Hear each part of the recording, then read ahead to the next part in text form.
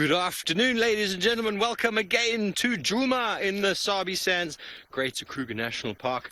My name is Steve Falconbridge. I'm joined on the vehicle by Senzom Kize, and we are out on safari this afternoon. I'm not on foot.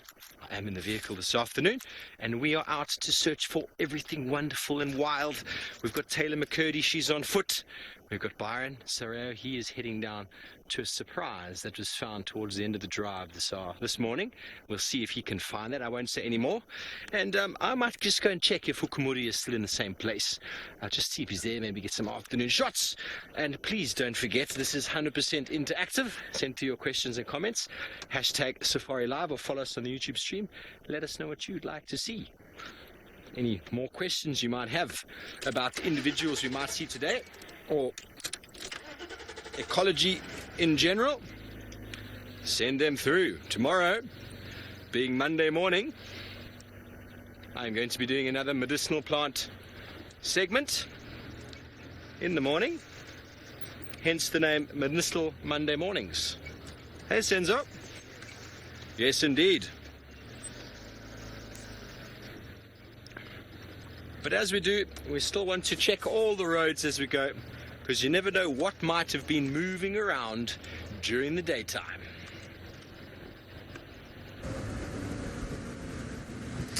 Good afternoon, my name is Byron, and on camera with me is Seb this afternoon, and we are in search of more predators. We had a wonderful morning. In fact, we had that male leopard Hukumuri high up in a marula feeding on the warthog that he killed yesterday morning. I think he's still going to be in that area, but it's been very, very hot, and I'm assuming that he's going to be resting in the shade somewhere.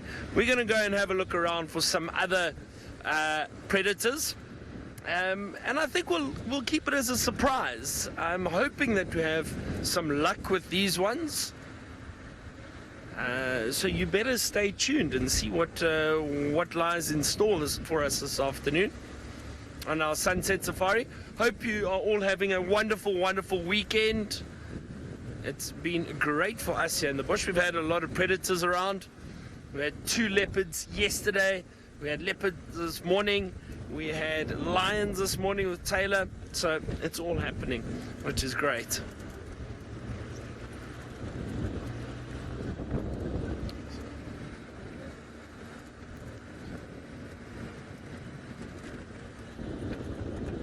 Now, speaking of Taylor that had the lions this morning, she's walking around this afternoon, so I wonder what her plan is for bushwalk today.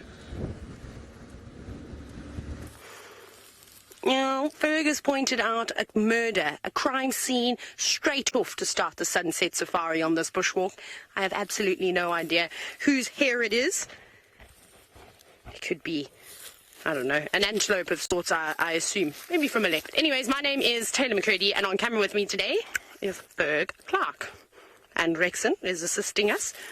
There he is in the distance.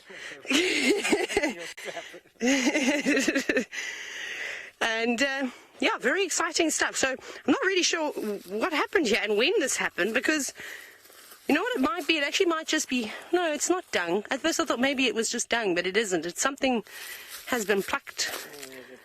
Yeah. There's a bit of a, oh, no, maybe it is dung. Maybe it's very old and we just didn't notice it. I'm trying to work out why we haven't seen this before. Oh, well. Interesting. Very, very interesting. Probably from the colour of the hair, it looks more bushbuck than it does impala. It's not quite sort of red like an impala's coat. It looks a little bit darker. Oh, well, we'll never know. We will keep going, though. So our plan for this afternoon is, if you were watching the sunrise safari, you would have known that we found the Styx Pride, thanks to Aubrey and William of Djuma for tracking them down, which was very, very nice. Nice to see them. So what Rexon and I thought is, because they've been sitting out in the sun for most of the morning and we didn't see them move to the shade, it's quite a sort of treacherous area to get in with a vehicle. So why don't we go in on foot, and we'll have lots of little, I suppose, high areas to sort of stand on, look down, and try and find the lions again. So that's really going to be our plan, is to head that way and hopefully find a feline surprise. Now, I know that Steve said he was going to be heading towards Hukumuri to see what he's doing, and I bet he'll be sound asleep.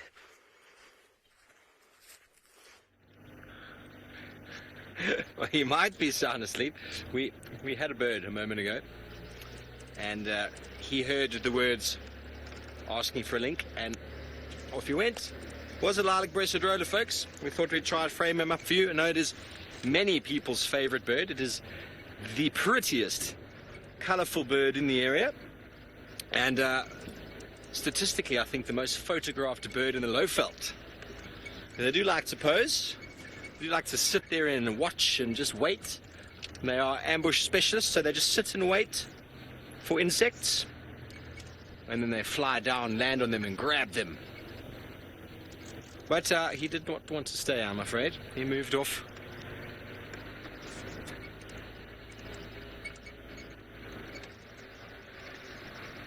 Hello, Dale. You want to know what changes we can see in ecosystem with regards to changing winter weathers? Well, the leaves fall off the trees, the grasses wither and semi-die, but the roots of a lot of them are still intact and are waiting for some rainfall.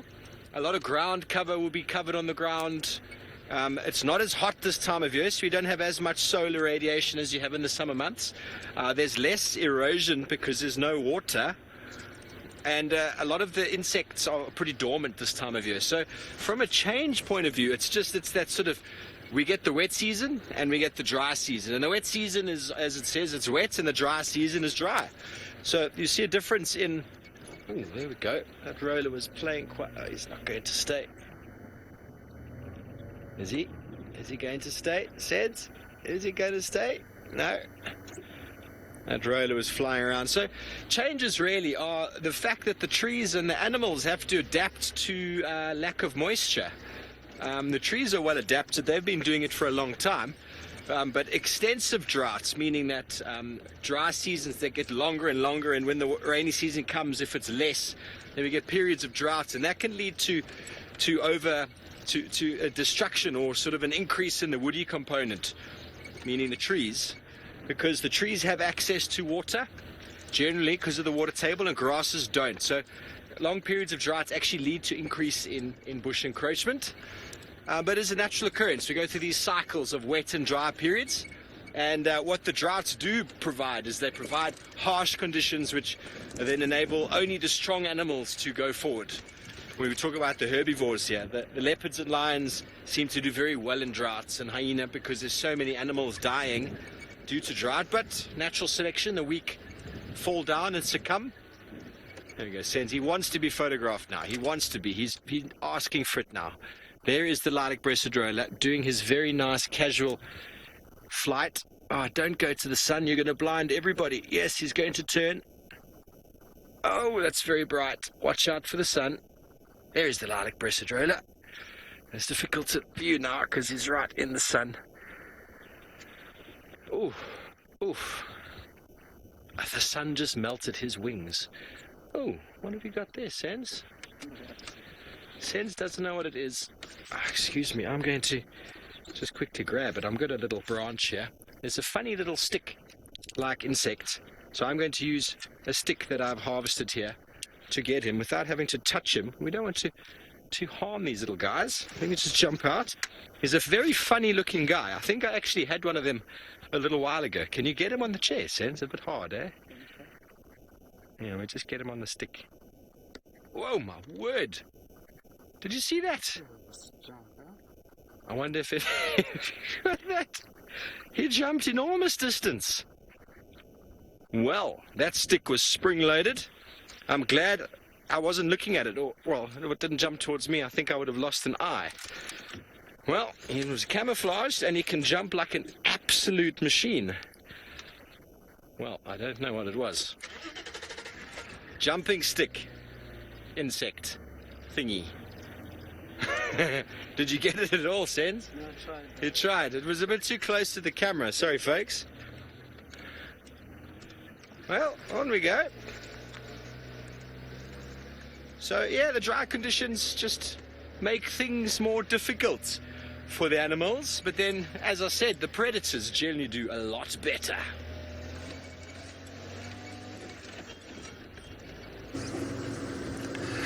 Well, I think some of the predators do a little bit better in winter. I wonder, I don't think so. I think that's what Taylor said. Now, I'm looking for predators, as I said, and hold on. I think we've spotted something. Seb, are you right there? Yeah. Seb, is that right? Yeah. We've got them. Yep. Ah, look at this. Exciting, exciting.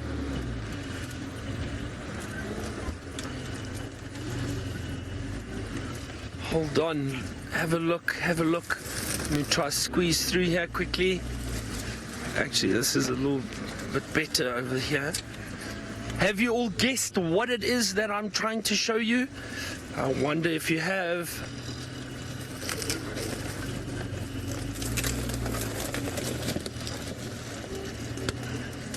And they're sitting up. This is exciting.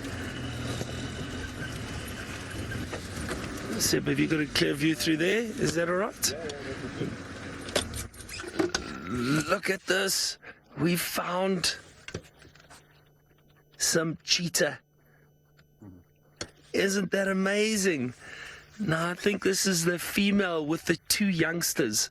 They're just lying, enjoying the shade. Oh, wonderful. Full bellies. Sure, really, really full bellies.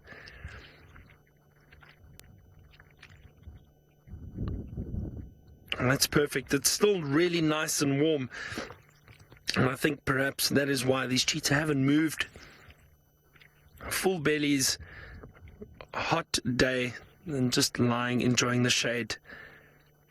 How wonderful is this? The last time I saw cheetah on Safari Live must have been, when last were we allowed to drive on cheetah plains? We used to see those males down on Mala and Cheetah Plains on that boundary in those big clearings. That's the last time I saw cheetah on Safari Live. So this is wonderful. I'm so glad. Isn't this amazing?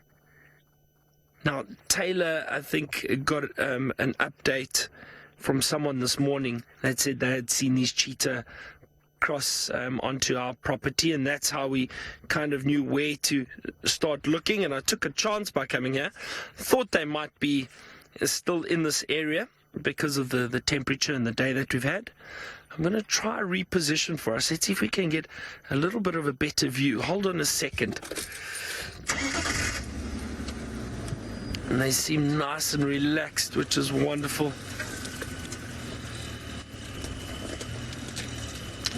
Also, always got to be sensitive. Remember, with animals when you're viewing, especially cheetah and that, and these ones do seem relaxed, but we don't want to cause them to feel any sign of distress.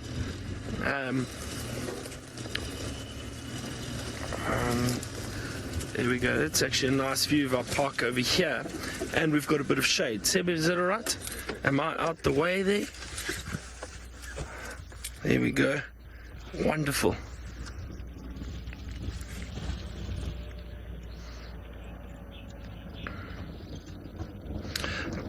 Dale, you asking what is the name of the cheetah in Shangaan?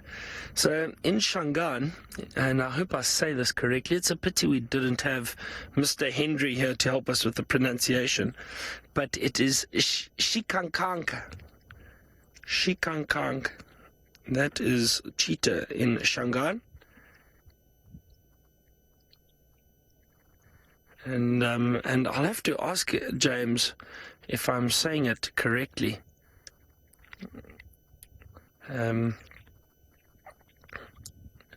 Maybe he will agree or disagree, who knows, but I think it is Shikankanka is the correct way of saying it in Shangaan. How beautiful are they? I really enjoy these cats. They're very different to the larger cats like lions and leopards, and we don't see them very often, so it is always special. And to see three of them, a female with two youngsters, that is just wonderful. As I said, their bellies look fairly full, so perhaps they had a kill early this morning or even yesterday.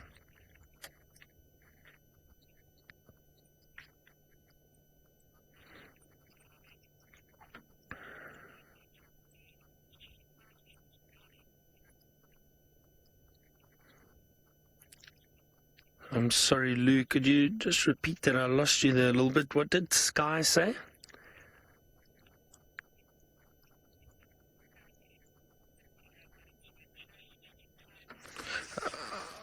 Yes, Sky, you're right. I definitely am going to enjoy spending time with the cheetah family. Wow, I must be honest, we've had a lot of luck, haven't we, the last 2 days with big cats. We've seen all of them. We've had lions, we've had leopards, we've had cheetah now. This is really special and unusual. So, whoever has wished us luck for a big cat weekend, it's worked.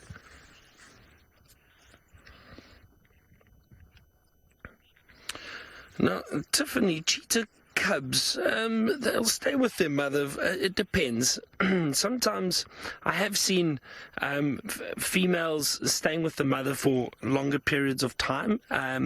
Males tend to form coalitions, so they'll be not necessarily pushed out, but or to an extent, yes. The female will say, right, it's time for you to go off on your own. And she will usually push them out at about 1.5 to 2 years old. Very similar to that of leopard, from what I've seen. And occasionally it may be a bit sooner, but usually that is the time it takes for these big cats to become independent.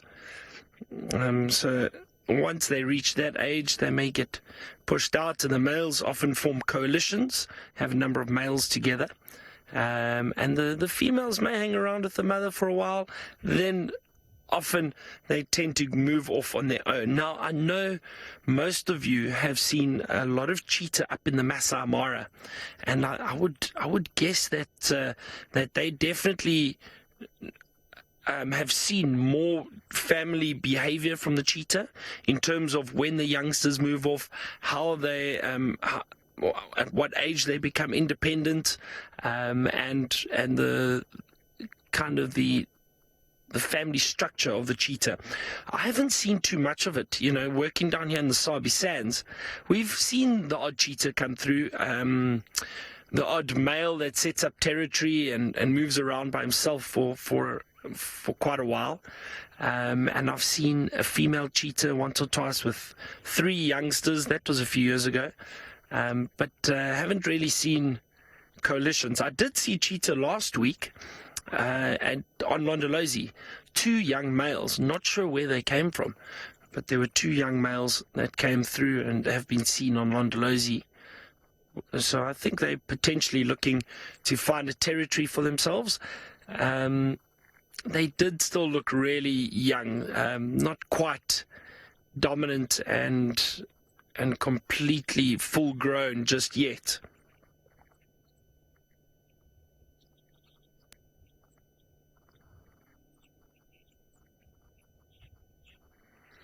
Oh, this is really, really amazing and so great.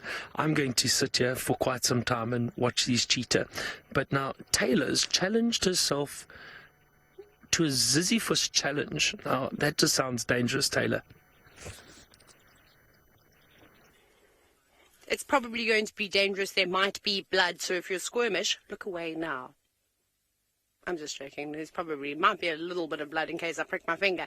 Anyways, when was it? I'm just trying to remember the day that Steve decided to try and pick as many leaves as he could from a Sisyphus or a buffalo thorn, and he challenged me, and then I was cold, so I decided not to. However, warmed up, and I've been stretching, and I'm ready to take on the challenge. Get the fingers loose. That's my tactic. Okay, I'm going to time myself. Let's see. Okay, I'm going to have to... How am I going to do this? Because I'm going to lose time. Should I go? Ready. Are you ready, Ferg? Are you sure? Here we go. 1 minute. I've already... Oh, no. What a disaster. I've got 2. Oh, it's so quick. 3. I'm going to drop them. 4, 5, 6, 7, 8. Oh, this is hard. 9, 10, 11, 12. Ow. 13, 14, 15, 16, 17, 18, 19, 20, 21, 22, 23, 24, 25, 26, 27. This is really difficult. 28, 29, 30, 31, 32, 33, 34. Wow. 35. What's the timer on? Why has it gone off yet?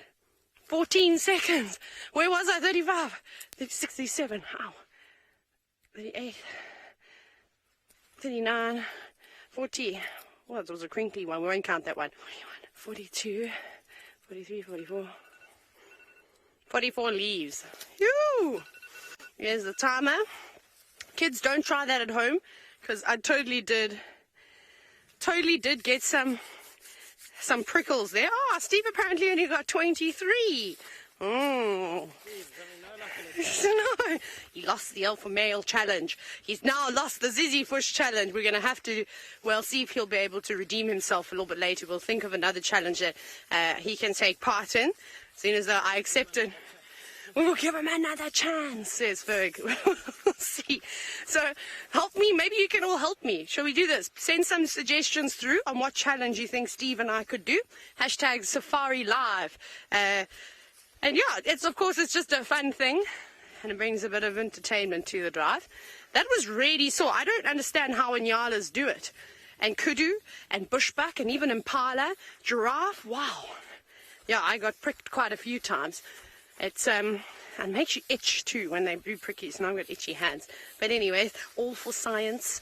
But that was quite cool. And 1 minute, I mean, goodness gracious. And Inyala probably would have been able to have eaten much more than any of those leaves that I could have picked. Wonderful. Anyway, speaking of Steve, let's go across to him and see what he thinks about me beating him. Well done, Taylor. Well done. Now that your hands are defrosted in the afternoon, you were able to pluck off more leaves than I did. How many did you eat? Interesting. Well, in the afternoon, when my hands are nice and warm, maybe I should have another go and see how we do. I think, actually, secretly, folks, she's been practicing that technique since I challenged 3 days ago. 3 days, folks. Can you imagine? Anyway, we are with Hukumuri, the very flat and full leopard from the west. He is, I have no idea where his bacon is. I have a very strong feeling it is all finished. And he is as flat in the grass as can be. So we're probably not going to stay with him for too long in the heat of the day. I don't think he's going to do too much in the next hour or so, at least. With a full belly, I think the only thing he'll do is as it starts to cool down, he'll find his way to go and have a drink somewhere. He doesn't have the ability to carry water with him like we do. And I'm glad that he moved when he got where we got here, because I don't know how we would have found him very easily in this long grass. He's moved off quite a few meters sort of west from where I had him yesterday.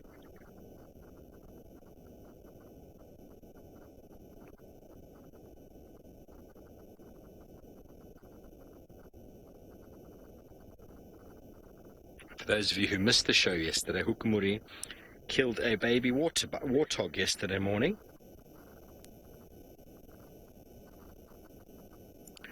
Dale, that's a great question. I think what your question really relates to when you say wild animals and parasites versus domestic cats and parasites is, where do the domestic cats come from originally? And the parasites that they're picking up are natural to the area that we're in, and the domestic cat is probably not natural to that area. So the parasites that they are accumulating, they haven't evolved to cope with. Whereas out in this environment, the parasites have evolved with the animals that have lived here for a very, very, very long time. But most people that have got a dog or a cat somewhere in the world, that dog or the cat has been bred and come from somewhere. It's not a naturally wild animal anymore that has evolved in a landscape, parenting and upbringing and selective natural selection and a population of animals, and then one dying and one surviving, whereas out here natural animals are coping with disease, and those who don't cope, they die. That is essentially what happens. So the natural immunities here develop over a very, very long time, just like some people in Africa have got immunity to a lot of tropical diseases, but you come over here, and if you're coming from the States or anywhere like that, the amount of inoculations you have to do before coming, any of you have done it, is quite scary. That's because you don't have the natural immunity to do it. But if you were born here and bred in these areas, then generally, if you're still alive, well, then something's working. If it hasn't worked, well, then it's just the natural ability to survive in an area. And unfortunately, domestic dogs and cats didn't evolve where we have them all over the world.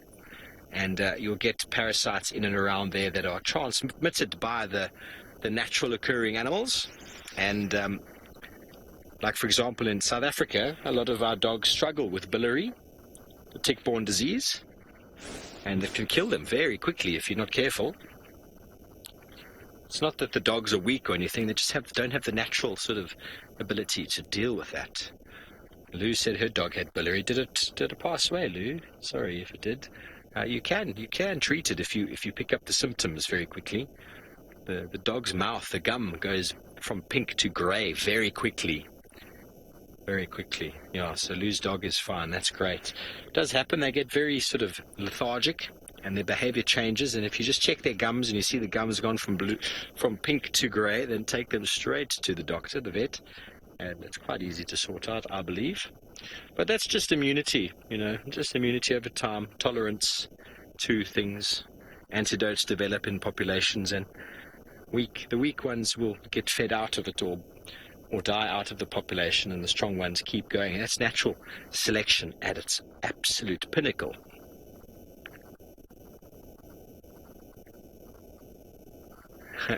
Okay, well, I don't think Byron is very far away, but I think his cats are also quite full and also quite flat.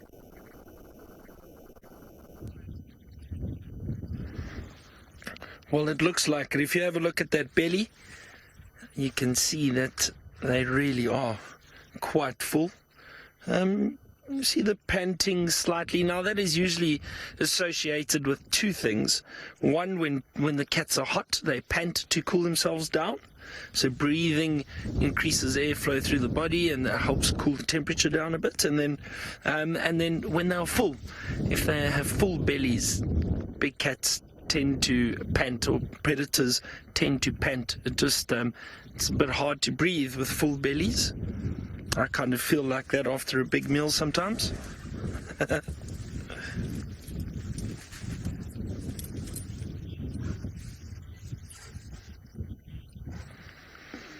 Now, Stace, you wanted to know why cheetahs purr and lions and leopards don't. Stace, I must be honest, I don't know. I think there are a number of theories behind it, but I think one of the main reasons is the voice box. So the voice box is quite different. If you think of the lions and leopards and the big cats that are in the Panthera genus, they've got that I think it's called the hyoid bone. It's kind of loose cartilage in the throat that vibrates, that allows them to roar. So the sound that lions give off and leopards, it's known as a roar, and it's that very deep sound. I mean, lions give that beautiful roar, and leopards give that rasping sound, that sawing sound that we actually got to hear yesterday with Taylor. Now, the cheetah, I don't believe, have that. And they generally have very softer calls, but I'm not sure what it is actually that causes them to purr. But you are right in saying that these are the only big cats that purr. The other big cats do not. They do not purr. And I've heard the purr a number of times from cheetah before, and it does sound like a large house cat purring. It's the best way I can describe it. But I know there are a number of theories behind it. I think there are 3 theories behind it, if I'm not mistaken. I just can't remember. I'll try to find out. But I think, I don't know. I think the one was, there was like a false vocal cord theory. if I remember correctly, something about the vocal cords or false vocal cords. A soft palate is generally, or a theory that they've got a softer palate than some of the other big cats like lion and leopards. I'm trying to think, what was the other one? Also, I think there was another theory, and this one for me seems the most plausible, is that the cheetah, obviously, they do tend to overheat quite quickly. So they've got. Generally, they've got a fast blood flow flowing through their body to help cool themselves down. If you see cheetah, when they chase, they only chase for short periods of time, and then they've got to stop because they overheat very quickly. And that blood flow, I think, helps try cool them down. They breathe quite heavily, and that's to cool the blood down. And I think there's a turbulent blood theory. So the constant moving through smaller veins and arteries, I think that also has got something to do with the purring. I stand to correction. These are theories that I've heard over time, but I don't know. And how do we prove it? I'm not sure. But it'll be interesting. Maybe some of you back at home have heard some theories or can prove some of these theories or give us better information on them. But it's interesting to talk about these things. And I don't know, I've never found anything substantial to let us know why they purr and the other big cats don't. But I do think it's got something to do with the voice box and the vocal cords, that they are able to purr and those big cats aren't.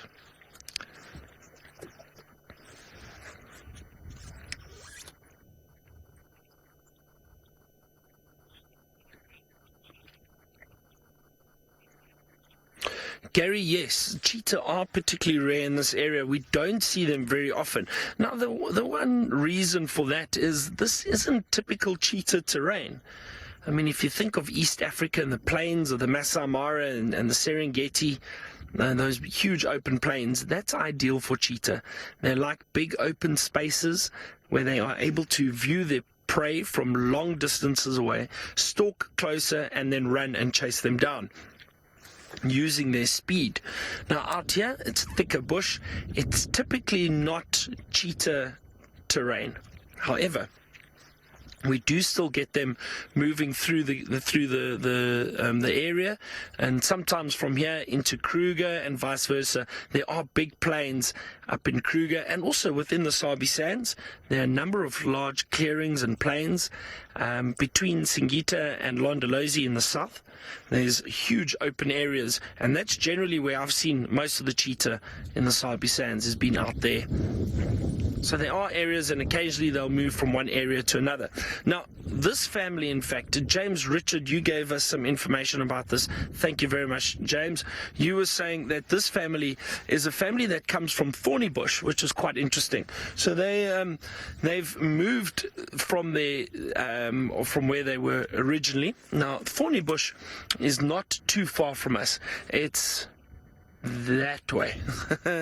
Yes, thorny bush is that way. And one of my friends actually works there. I should ask him about these cheetah. He's been working there for about 10 years.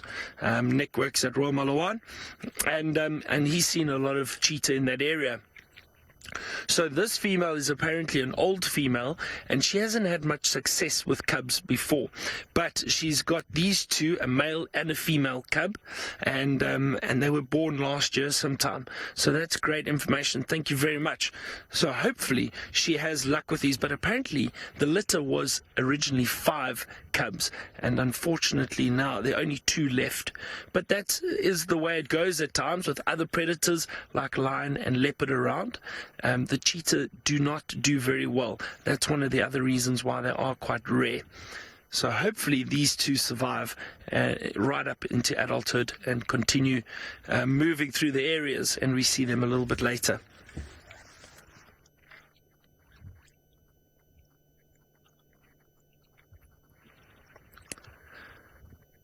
Well, they seem to be resting, but we're not going to move anywhere. We're going to stay here, spend some time with them. But Taylor is staring at a man on the moon. The Easter Bunny, Byron, the Easter Bunny is in the moon. That's what we see in South Africa, or at least that's what I was taught. Take it or leave it. Anyways, it's a very, very pretty view. Now, sadly, it's been a bit slow on the bushwalk in terms of insects and things, which I'm surprised by because it's such a warm day. I thought we would have seen plenty. And even though the insects haven't really been out, we did see some leopard tracks. They look like female leopard tracks that have come walking from this block over here. I wonder who it could be. They look like they're over the top of this morning's vehicle track. So I think, this is what I think had happened the early hours of the morning. The Styx Pride made their way onto the property, into an area where Thandi likes to leave Tlalamba. Now, yesterday morning I lost Thandi and Tlalamba's tracks pretty much in the same spot that she normally drops her, which is near those lines, just off Central. And I thought, okay. And then we picked up Thandi's tracks and she'd be on a bit of a walkabout. Then, this morning, they obviously come out of that block. I said to you that Tlalamba was playing on the road and then all of a sudden picked up Thandi's tracks, so she came to collect them. And they walked along Central, and I didn't know if they went south or if they had gone further east. I think that they may have gone further east and, like I said, into that block where it's very, very dense, because that would make sense if Thandi has then walked this way. If she's taken some animal pathways, it would have been fine, and she would have, covered a bit of ground quite quickly. And back towards Giraffe Dip on Central, right down sort of between Vulture's Nest, there are lots of impala, lots of warthogs, lots of prey species in this sort of area. So that's what I think has happened. But we're still on our way towards the lions. We're trying to march because, as you know, with it being South African school holidays, it's busy. It's busy on the reserve. So we need to try and get into the sighting before we get a lot of traffic. And because as soon as one vehicle approaches and that throws us all off, we can't go back in there again. So we're going to have to just keep marching and just get as close as we can. So we are going to walk a little bit faster. We're going to use the roads because we do want to check that they haven't moved. And then hopefully we'll be able to get on in there and figure out where on earth they have been laying about. But because not many people, well, there were some guys that went to the lions this morning, but not a lot of people. There's still plenty more. Everyone was very excited about the cheetah towards the end of drive. So that was really cool. I went in and we managed to find them. Probably about 20 minutes after drive finished, they were just relaxing in the shade. So maybe Byron will get lucky and be able to see them sort of on the go. But we're just going to carry on marching for now until we get a bit closer. We've still got a little while to go.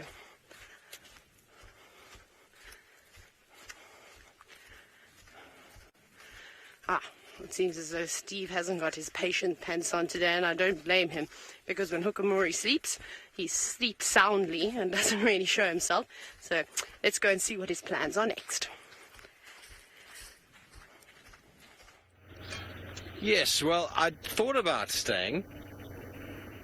He had a belly twice as big as he did yesterday. And I didn't think he was going to do anything for a very long time. So we've decided to move off. And there we go. How's that sense? We've decided to move off, and we're going to go in search of other things while we wait, because I have no doubt Hukamuri is not going anywhere. While we go, we'll spot our little vulture family. A white-backed vulture nest sitting here in the tree. A beautiful marula tree, that is.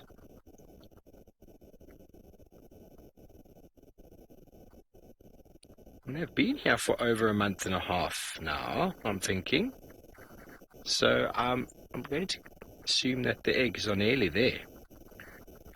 Whenever we come, we find just the one sitting on the nest. Just the one. The other one out, no doubt, in search of food, which will bring back in its crop for the male or the female. There's no real. Either one will do the brooding. Gives the other one a break to go out and see some friends and go see the sights.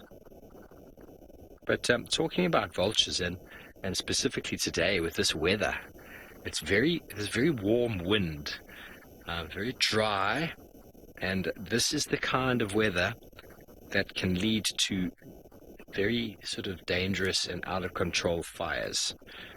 So we were talking this morning about fires, and it's important. Most areas will or be on high alert in areas like this, in days like this, because when it's a dry wind in the afternoon, the temperature's quite warm, fires can burn pretty hot, and very difficult to control them if they do get out of control.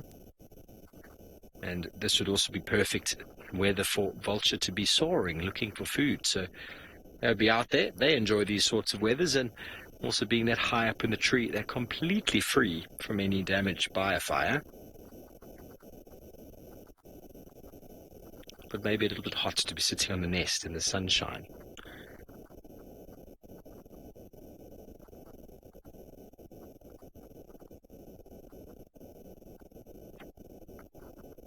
Willow, that's a great question. I've heard them a few times. I haven't seen one in some time, but they have an enormous area that they move through, and ground hornbills have got a pretty specific habitat type when it comes to nesting. They like big cavities for nesting, so really big jackalberry-like trees, and that is one of the reasons why their numbers are decreasing, because they require a really, really big area for food and foraging. They'll walk through this entire area, no problem, picking up anything that they can, and then they need to go back to those roosting sites and nice riverbed areas. And I don't know if there's one recorded in the area. Sens, have you seen a nest site in your time, ground hornbill? No, they are definitely on the decline. In EWT, Endangered Wildlife Trust, has been putting a lot of effort in to their reclamation, because the reserve could be bigger. I know the Greater Kruger Park is pretty big, but it could still be bigger. And outside is agriculture, and that is habitat loss, so it's not the same as it was before. But it'd be nice to find you one of the magnificent 6 birds. But we leave this male or female whiteback vulture with a very nice view that they have up in the tree. And we're going to go and do what we normally do on an afternoon like this. We go check the watering holes, and then at some point we're going to follow up on the sticks or hukumuri. All depends. We got spoilt for choice this afternoon, aren't we? Spoilt for choice, but there's no rush. We can just take it really, really slow.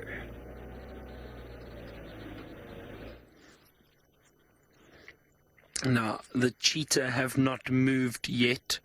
And just as I thought, the same with hukumuri, with it being so hot, and male leopards resting and lying in the shade there. But you know what? It's cooling down, and I think if we're patient, we're going to see these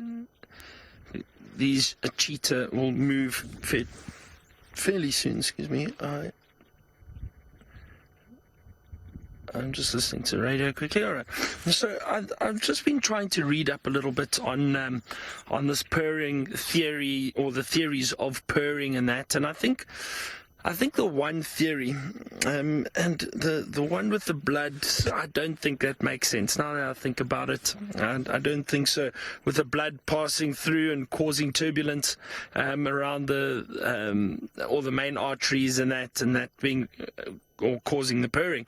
Because if you think cheetahs, and I've seen it before, where they'll just stand up and then move past one another, lie down, rub up against each other and purr. It's definitely a contact call of sorts. And I think the one it's the soft palate theory, that makes sense to me. So basically what it is the theory is that they've got these voluntary skeletal muscle fibers in the back of the palate, in the throat, and they can basically voluntarily flutter, for lack of a better word, these flaps at the back of the palate, and that is what causes the purring, and that makes sense to me. I hope it makes sense to you back home, but so it's basically like little flaps at the back of the throat that they are able to flutter, and that causes the purring. And I think those bigger cats in the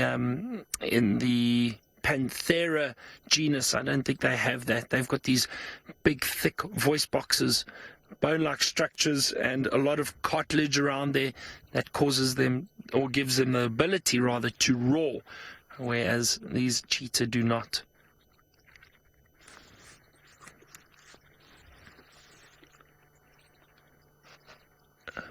So I hope that answers some of your questions. But yeah, it's very interesting. It's nice to to read up and try get information. Again, these are theories. I don't know of any that have been particularly proven, but that one sounds the most plausible to me.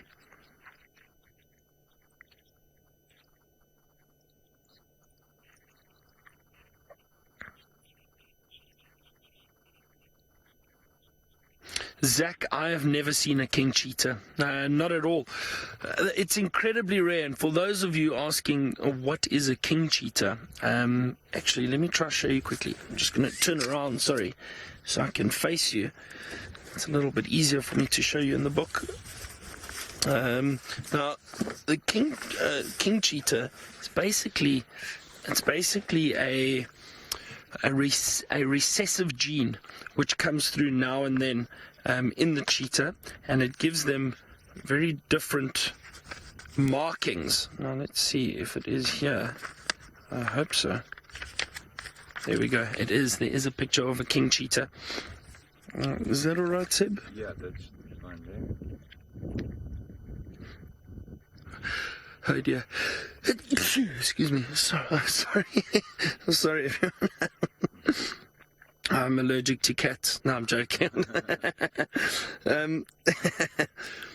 That's a beautiful king cheetah. Now, this recessive gene causes this blotching along the cheetah, not the prominent spots that we are used to seeing. But look at that. Isn't that phenomenal? Now, this is a very rare gene. It is not something that is seen in the wild very often. That's normally what a cheetah looks like. Zach, I have heard, and a few years ago, there was a king cheetah spotted, wild king cheetah cub that was spotted in Thornybush, which is that area, I said, just north of here, not too far. So there was one spotted there. I don't know of any other sightings of king cheetah in the wild recently in the last few years. There have been a few in captivity. There have been some king cheetah in captivity, and I know Hoedspruit has got a cheetah facility. Seb, have you been there? Do you know where it is? The Hesk. I don't know. There's a couple. Rehabilitation center. There's a Hoedspruit Rehabilitation Center, and they've got some cheetah there, and I think they had some king cheetah. But in terms of the wild, no. And I've never seen one. But beautiful, aren't they? Really amazing. It's amazing how you get these recessive genes which come through now and then. So it's an underlying gene which can potentially be transferred to offspring and may come through now and then. Another example of that is the lions, white lions. Now the Timbavati, which is also just north of us, is known for the white lions, and that's the area that it originated from, the white lions of the Timbavati. And there were in fact cubs born, white lion cubs born, was it earlier this year, a few months ago. But I haven't heard anything recently, and I haven't seen any signs of them. I don't know if they're still alive. Perhaps those cubs didn't make it, unfortunately. But there were some white lion cubs born, and that recessive gene is still in that area, found in that area in the prides of lions.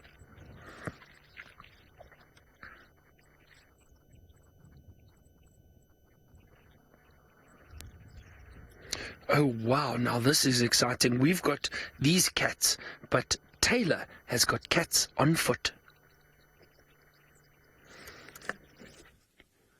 Now, they haven't actually moved very far at all, but we are with the Styx Pride. Now, they have seen us. They've also heard us. We haven't been very quiet as we've been walking around, firstly, because when you're crunching around on the grass, it makes quite a bit of noise, and in winter, it's sometimes hard to, of course, walk so quietly. There's not many animal pathways here where we are right now. So they've seen us. The whole pride is fairly spread out. They did move into the shade. They moved just a little bit further down, and yeah, we're quite far away from them. I mean, we're probably about 80 to almost 100 meters away from these lions, through the drainage line, through almost two little divots, I suppose. So they don't feel too threatened by us at all, because they're so far away. But they are going to watch us. And so there's no point to try and hide away, to pretend like they don't know that we're here. But you can just see the one for now, but the rest are all laying about. But like I said, it's not a very, very nice view at all. So we won't stay here very long. We'll call Steve into the sighting. And we wanted to come and try and relocate on foot. It's often easier to do that and then call a vehicle in, especially in a treacherous area like we've got at the moment. It's not the easiest sort of place to navigate, not even with our small cars. So that's very nice, very cool to see them. And interesting to see that the sticks are also relaxed on foot. Perhaps that's from, I suppose, being tracked by many, many other safari guides and their trackers, trying to find them. Although I haven't seen too many prides of lions that run away. In the Eastern Cape, the lions used to run away, but we didn't also walk them very often. It's exceptionally dense there, and you don't do a lot of bushwalks. But yeah, this is walking central, and probably the best place to do walks. Awesome, very, very nice. But we won't hang around here much longer. Like I said, we'll call Steve in so that he can come and view the Styx Pride.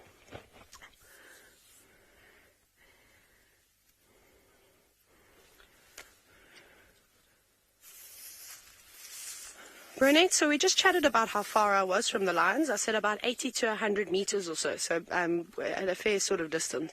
And so I said, they've seen us now, they know we're here. We don't need to hang around for hours and hours. We can carry on and we can actually move out and maybe head back towards the road and then get Stephen. It's not a very nice view, I'm afraid, and I don't think we'll go around to try and see them again. I don't want to chase them. I don't want them to move. So I'm very happy sort of with this approach that we've done, that we didn't really startle them. Even the youngsters are not too bothered by us at all. But yeah, very nice. Very cool to sort of see. Wonderful. So we're going to go wait in a spot where Steve can see us and try and guide him in the easiest way.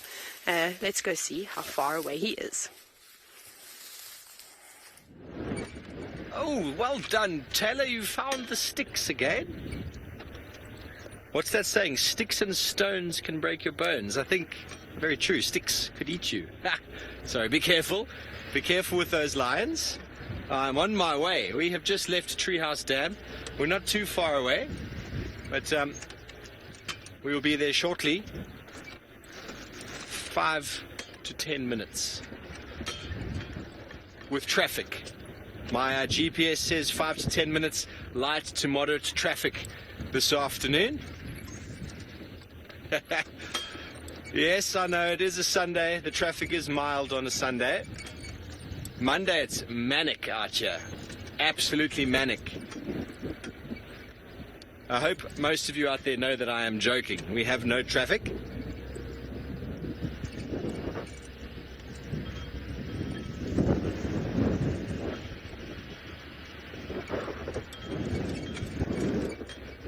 Hello, AB. I'm sorry if I didn't add to what I spoke about. The Magnificent Six birds are basically, well, first of all, let's explain what they are. They are 6 large species of bird we find in southern Africa that are, and because they're large, they breed slowly, so they're on the decline. So number 1 would be the southern ground hornbill. Number 2 would be the Kori bustard, which is the largest flying bird in the world, or in Africa anyway. 3 is the lappet-faced vulture. They're losing nesting sites, and people think vultures are predators and they hunt their lambs, so they will poison and kill them. Saddle-billed stork, which we do see from time to time. I think there's only about 60 breeding pairs in the whole of the Kruger. That's got to do with habitat loss, again, because there's only so many natural places for them to not only feed but to breed. The Pell's fishing owl. There's only 2 major areas in the Kruger National Park you'll find them. That's up on the north in the Lavuva River and on the Olifants River. Very, very special bird to see. It's a nocturnal owl and a fishing owl. It's enormous. It's bigger than the giant eagle owl. Very cool. They are very cool. Black eyes. I'll show you a picture shortly. And then that's 5. I said 6. There is a 6th one. It's not the ostrich, that's for sure. There's nothing wrong with the numbers of ostrich in the world. I'm pretty sure there's a 6. I'm pretty sure there's a 6 AB. I'm going to have to really think about it. It's going to come to me in a moment. By the way, this is where we were the other night with the hyena came charging out.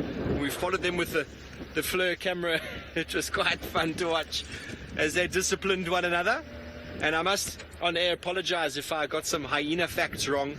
Apparently there's been a lot more research that I was unaware of the differences in clan hierarchies, males and females. Stuff I'm going to put a lot more attention into. But I'm not going to be delving into that right now. What is the sixth bird? Okay, well, AB, I'm going to think very hard about the sixth bird. It's going to come to me in a flash. But in the meantime, let's go back to those very slow-moving cats, the cheetah.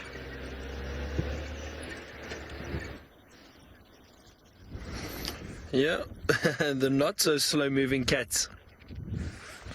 Oh, these cheetahs still haven't moved, but you know, and that's I was mentioning this morning, in fact, how I notice a lot of the time people come out and they'll see animals like this, and then they decide, or the guide decides, okay, well, and this is, all of you know, this is my worst term ever.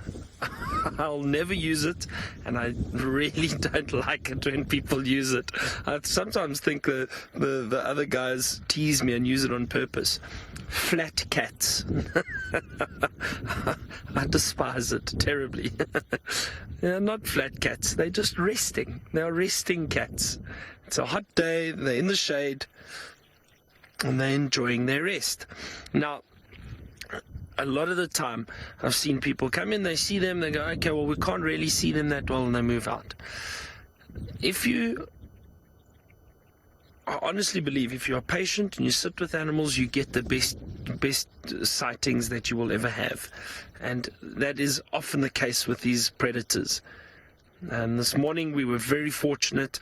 We got to the male leopard, Hukumuri, spent some time with him, and we got him going up into the tree. And we had a wonderful sighting with him feeding up in that marula, and then eventually went down and lay in the grass. But we've spent time there, and we sat and watched and saw amazing behavior. It looks like there are some other vehicles that are joining at the moment. So they will potentially try and see these cats. It's going to be difficult, I think, for everybody else to see them, because it's not really an easy position to view them. We're very fortunate. We've got the camera and our French connection, Sebastian.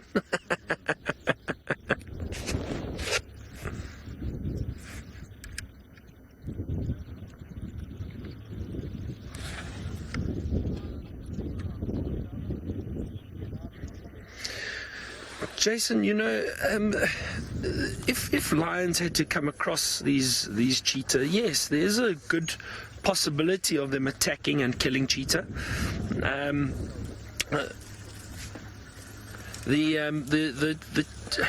Cheetah are really low on the predator hierarchy. So what happens is they do get threatened by larger predators like lions. And there's a good chance that if lions bump into them, they will potentially kill them. And mainly at night. You see, during the day, the cheetah will most likely see the lions, and they'll be able to run away. Don't forget, the cheetah is very, very fast, and it's able to get out of the way quite quickly. But they do have to be careful that they don't get surprised by the lions.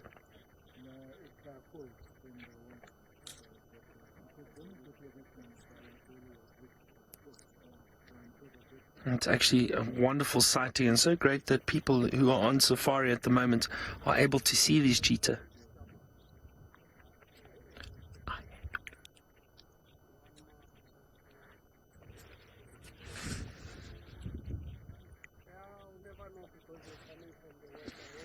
Matthew, yes, generally speaking, cheetah are definitely more solitary cats compared to lions.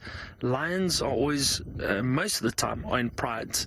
Now, I say most of the time because don't forget you have got males that tend to move around by themselves or in coalitions, and you can get coalitions of males of up to 4, 5, 6 males at times moving through the area. But remember, with the females, it's mostly prides. So the females with sisters and youngsters, and that's how the pride grows. Whereas cheetah, generally the females are solitary unless they've got cubs, as in this situation. And these youngsters are still relying on their mother. The male cheetah, however, do sometimes form small coalitions, 2 or 3 males together. But also what I've seen a lot in the Sabi Sands is a lot of males moving around by themselves. And we've seen solitary males too. So definitely more solitary compared to lions.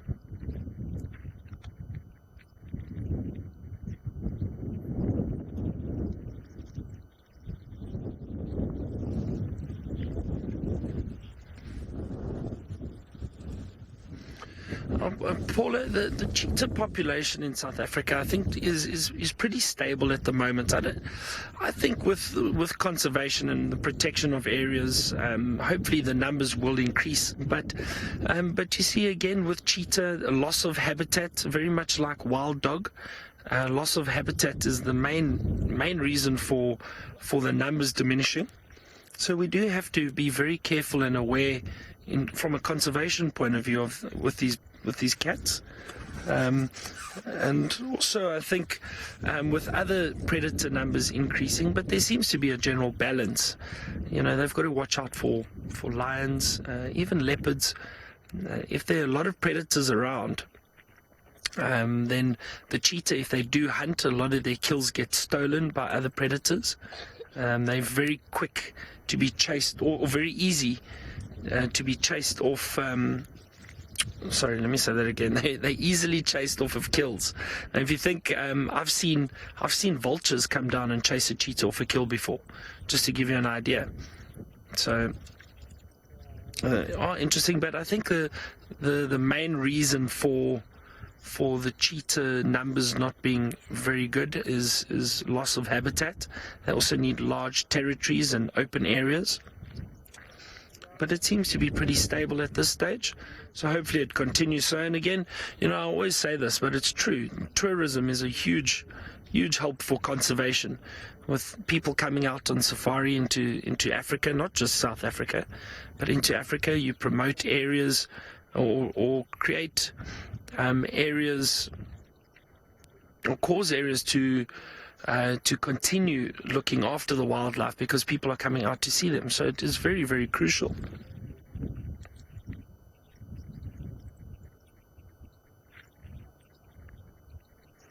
Beautiful view of the face there. You can see those very prominent black tear marks down the face.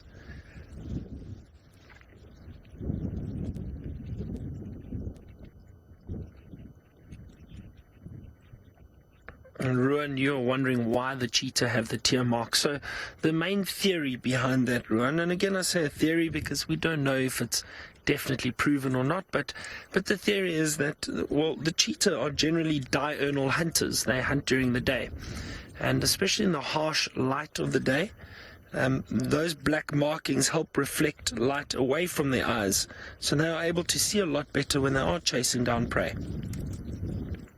So that is one of the theories behind the black markings. It makes sense if you think about it. If we think about lions, those white markings under the eyes, and that is to reflect light to the eye for their nocturnal vision. So it would be the opposite for diurnal cats like the cheetah.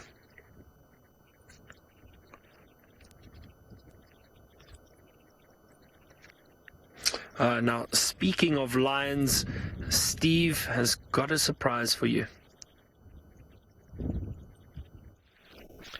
I do. Hello, kitty. Here's a little youngster. It's my first time seeing the youngsters since, I think, the 3rd of January I saw them. The Styx Pride left a group of them just there on the side of the road down in the south, on the boundary with Little Gowrie, Lower Gowrie. And I remember seeing loads of little bundles of joy in the grass, and they've grown quite a lot. Well, this one has anyway. And The fur is not looking great, but I haven't seen them, and I've heard only stories. Every time people seem to talk about the sticks, all we can talk about, all I hear people talking about is the mange. Shame. Maybe we can talk about something else today. Maybe it'll be a bit more positive for these guys, you know, but they are very social. You see the rubbing.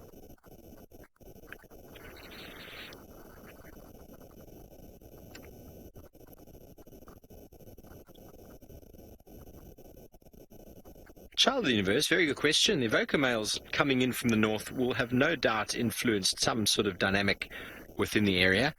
Something I've seen through my own experience is lions with cubs, obviously cubs younger than 2 years of age. If they hear a male call, you'll often see the lions get up and walk in the opposite direction. Obviously, I'm sure lions can recognize each other's calls, and they know if those are the Birminghams or if they're a new male lion. And there's just a different power and frequency in it. And I couldn't tell you the difference between different male lions, but when that is the only language you speak, you learn how to speak it well.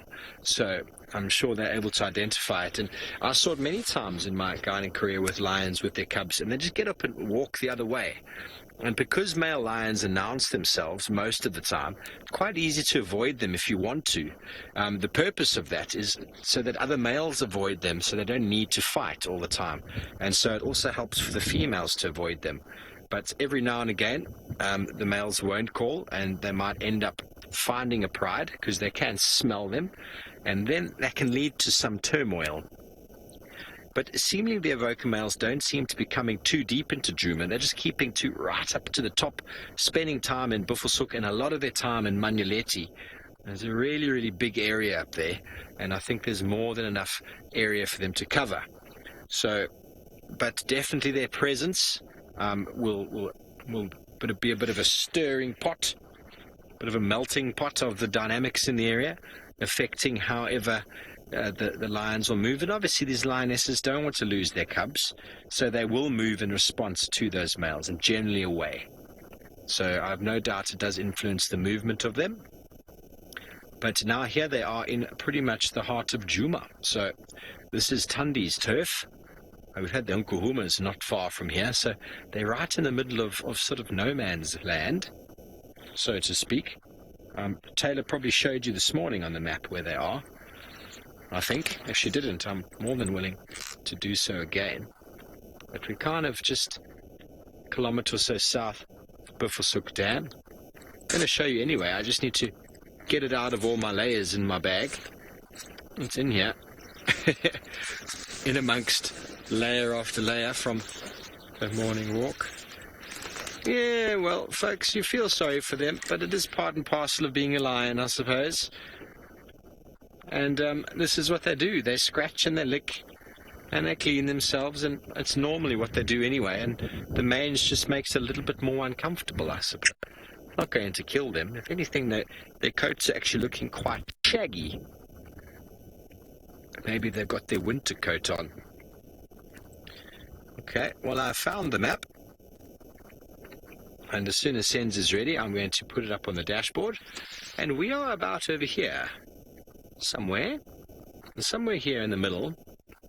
And the last time we had the Nkuhumas with a kill on the west, it was right over here.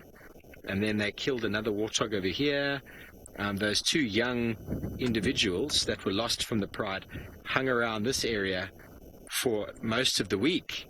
The Nkuhumas had abandoned them, so to speak, and have gone up to the north here where some interaction happened with the evoker males after dark. We don't know. And then a buffalo was killed, and the Nkuhumas went all the way back down. Nice, and you're keeping up with me there. And they've spent the rest of the time over here. So that seems to be the fact, because Amber Eyes is denning somewhere in here, and the whole pride seems to feel the need to stay close to her. But a lot of that might also have to do with the fact that the evoker males are sort of just coming in and out of Djuma in the north here.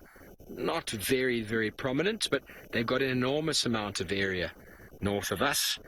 It just keeps going and going and going. So we are only a small spot in the spectrum of territories with these prides, and they all cover an enormous area that we don't even know about. For example, this is the second time I am seeing the sticks, and I've been here for 6 months. Yeah, and the first time I saw them was right over there. Or was it there? It was there. Yeah, it was right there on that junction. And then I got to see, as we left, we got Tingana walking in on the road, being his original self when I arrived. And then he went through a little patch of being a little bit unwell. But he's had his medicine and he's feeling much better, as we know. And he is around doing his thing. Well, Sen's enough with my map. Let's look back at these little cubs that are playing a little bit. A little bit of loving going on there. A little bit of scratching. Nothing like a little lion cuddle to get you excited.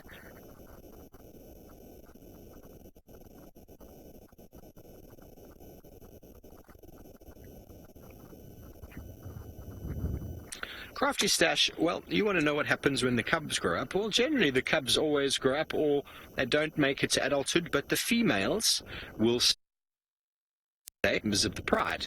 The males will either be chased, stay with the pride for a period. Oh, there we go. That's a lovely stretch. Yeah. Will either be chased off or will stay with the pride until males arrive to chase them off.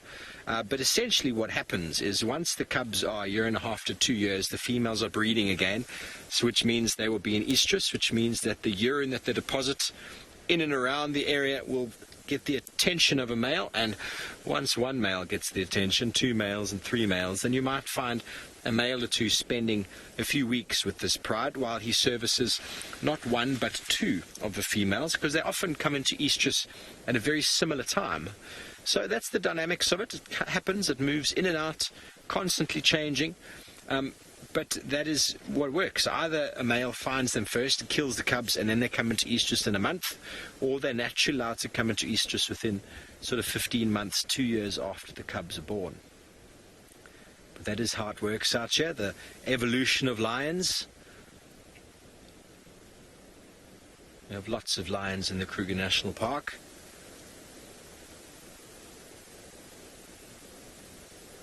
He's very cute, isn't it? Oh, I've only seen a handful of lions. There's probably a few more. How many did you see this morning, Seb? Sens? 12 or 13. Okay, well, thank you, Taylor, for finding these lions for us again. And we're going to go back over to her and see what she's going to be up to the rest of the afternoon. I'm surprised you haven't actually heard my voice. We've just been chatting about all sorts of wonderful things that are happening out here on safari.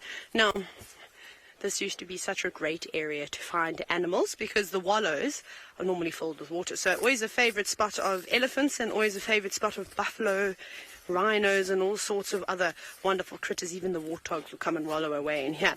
Now, we're probably not going to see much sort of fresh signs of animals here.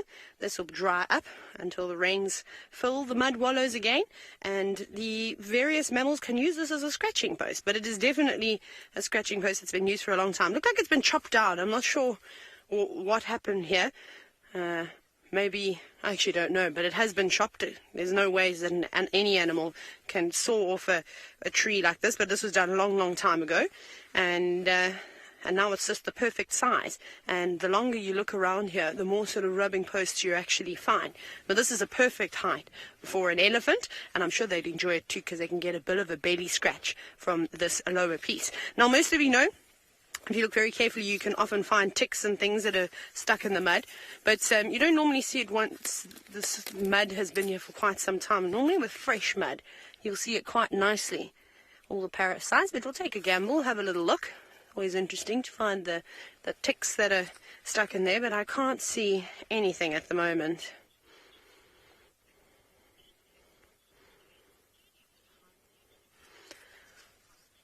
Now, on Joe, I suppose, no, not all of them hibernate, or hibernation is a strong word to use in South Africa. The reason why I say that on Joe is because conditions don't really get cold enough, especially here in the Lowveld.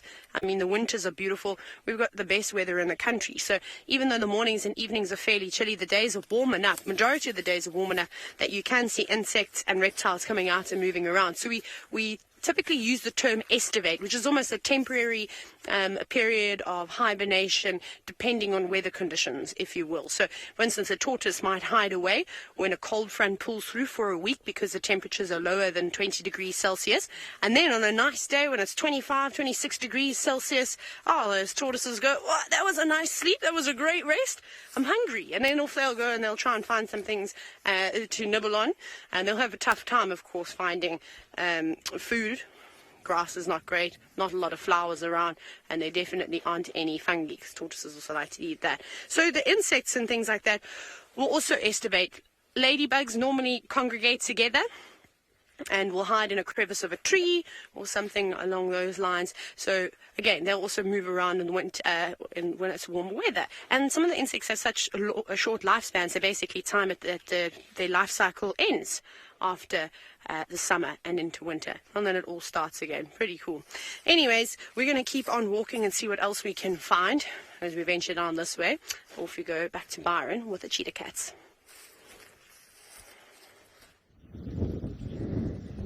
We're still here, and the cheetah are up, the youngsters. Look at that. Let's try to see if this is one of the male or the female. I need my binoculars to have a good... okay. I'm not going to be able to tell you now because they're lying down. Look at that.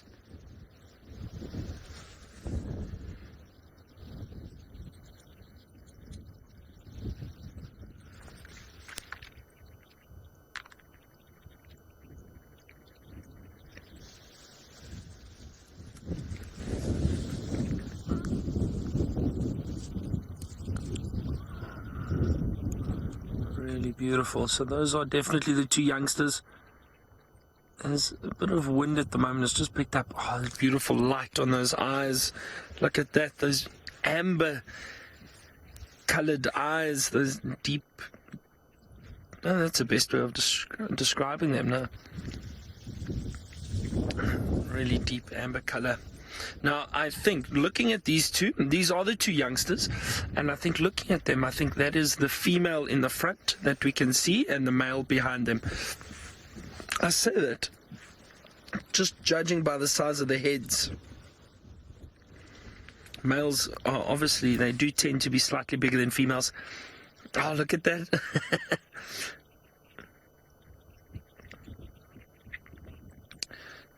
Tiffany, I wonder, these cubs look like they're between 9 months and a year old. I would guess. They're quite big already. I'm not too sure. I think that update from James Richard, he told us when they were born. I think he had an idea. And I think he said around September. So 10 months, okay. Yeah, so 10 months if they were born in September last year, that makes sense.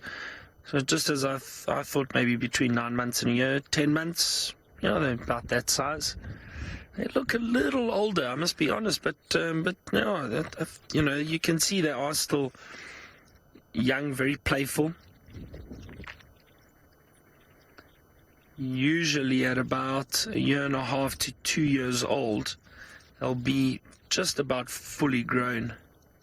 The male might get a little bit bigger. You can actually see their claws. Now, this is the one interesting with the cheetah. You see those claws? Remember, they do not have retractable claws like the lions and leopards.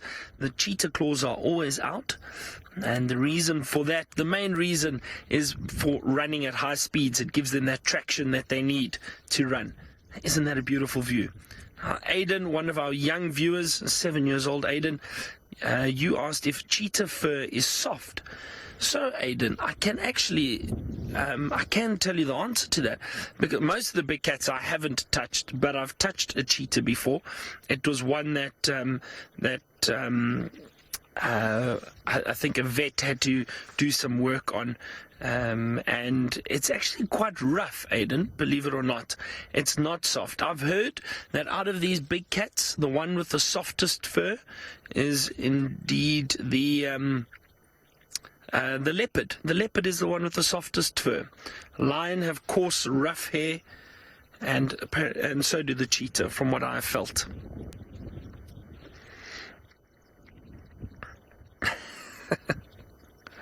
Oh, we've got a silly song stuck in my head. And I blame Louise and I think some of the people in the final control. Maybe I instigated it, but it's... Oh.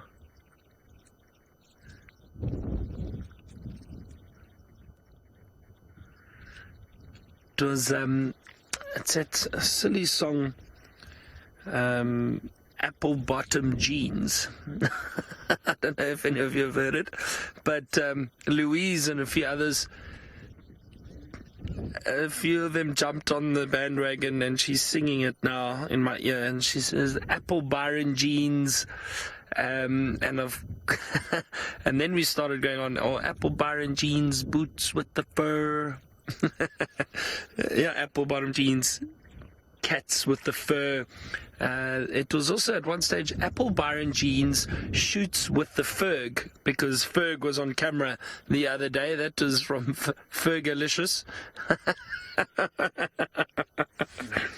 Well, you see what we start talking about when we're enjoying these sightings.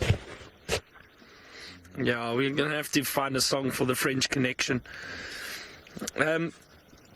And you know what, I'm really enjoying sitting with these cheetah because we do not see them very often, and I think it's special to spend time with these cats, and at the moment we're the only ones here. It's a really great sighting, and you can see they're starting to become a bit more active. Their heads are up, moving, looking around, so perhaps we get them up and walking very, very soon. So I think we should stay, and I'm sure most of you are happy with that, so we can really enjoy the sighting, because we don't know when we're going to see cheetah again. I was saying that we will probably find them tomorrow, but you never know.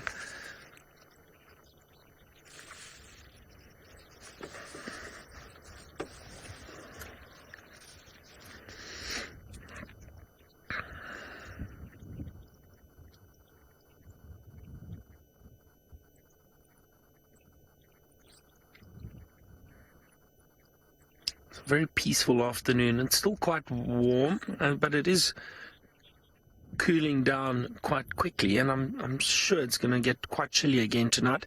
All right, we're going to stay here with the cheetah, as I mentioned, and let's go and find out how the lions are doing.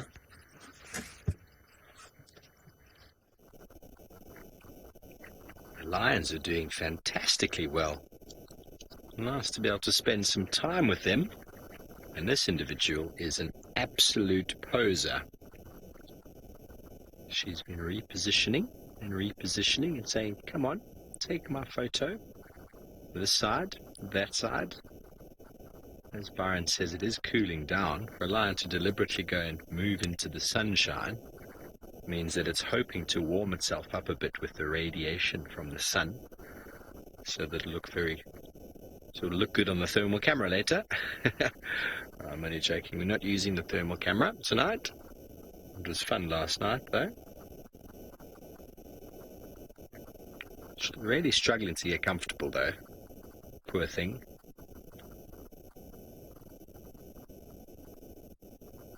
How pretty, though.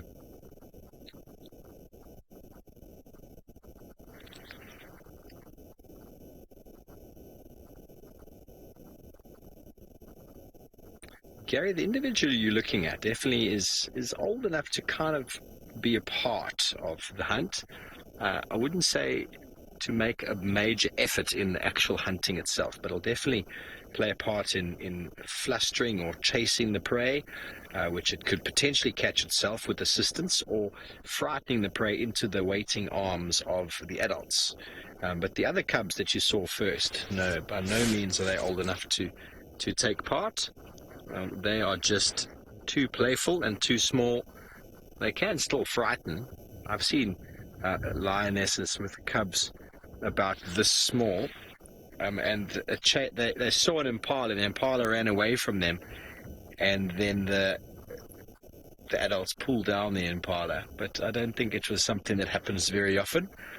The cubs don't play too much of a role for the first year and a half or so. It really depends though sometimes. But they basically just wait. They're waiting for food, and they often will be left behind, and then mum will come and call them to come and eat.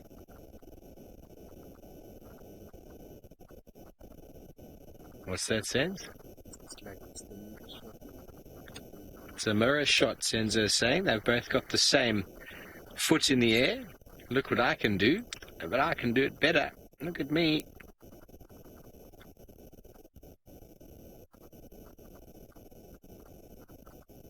Yeah, there must be some really itchy bits in the toes there. The tongue of a lion is very rough, like sandpaper, so it's very helpful in getting those itchy spots, and also cleaning dirt and food. There you can see the claws Byron was talking about in the lion this time. Look at those claws, how they're able to protract, so it pushes them out, doesn't keep them out, they pull back. It's busy pulling them out by clenching the foot there. As soon as it stops licking, it will probably relax that foot. You see that the foot on the left is very relaxed, no claws visible. The foot on the right is very tense, and the claws are out. So protractile, very sharp, and look, it's just a small little cub, and look at those claws. That would hurt your leg. Well, Minamu, I mean, mange is a skin-to-skin contagious mite, so it could bounce across, but it's very easily treated in people, I do believe. It can. Sarcoptic mange can be fatal to dogs if not treated, so it's important to pay attention to the symptoms early on. But in lions, it just passes through them, and I've never seen a bad case like this before. But it's not as bad. I've just been listening to this always for the last while about everyone talking about how gross or how poor the condition looks on these cats, but they don't look as bad as I was expecting. Sense? What's your thoughts? I think they've improved, though, from a lot so long ago. And that individual is looking directly at Senzo. I don't know what it's just realized. We've been here the whole time. He suddenly looked and went, who's that guy there?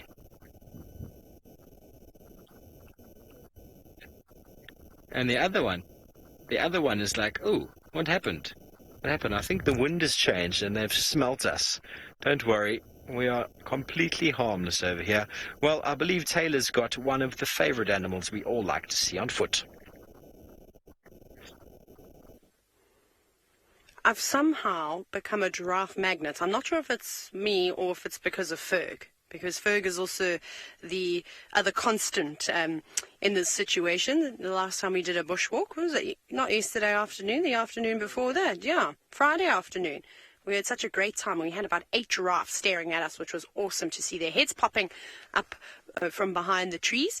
But this this lovely young lass, great spoonerism there, very good at doing those, and she's just staring at us at the moment. I don't know if she's the only one. She does look around occasionally, so there could be a couple of others. Oh, Ferg, do you want to have a look, do a 180 very quickly?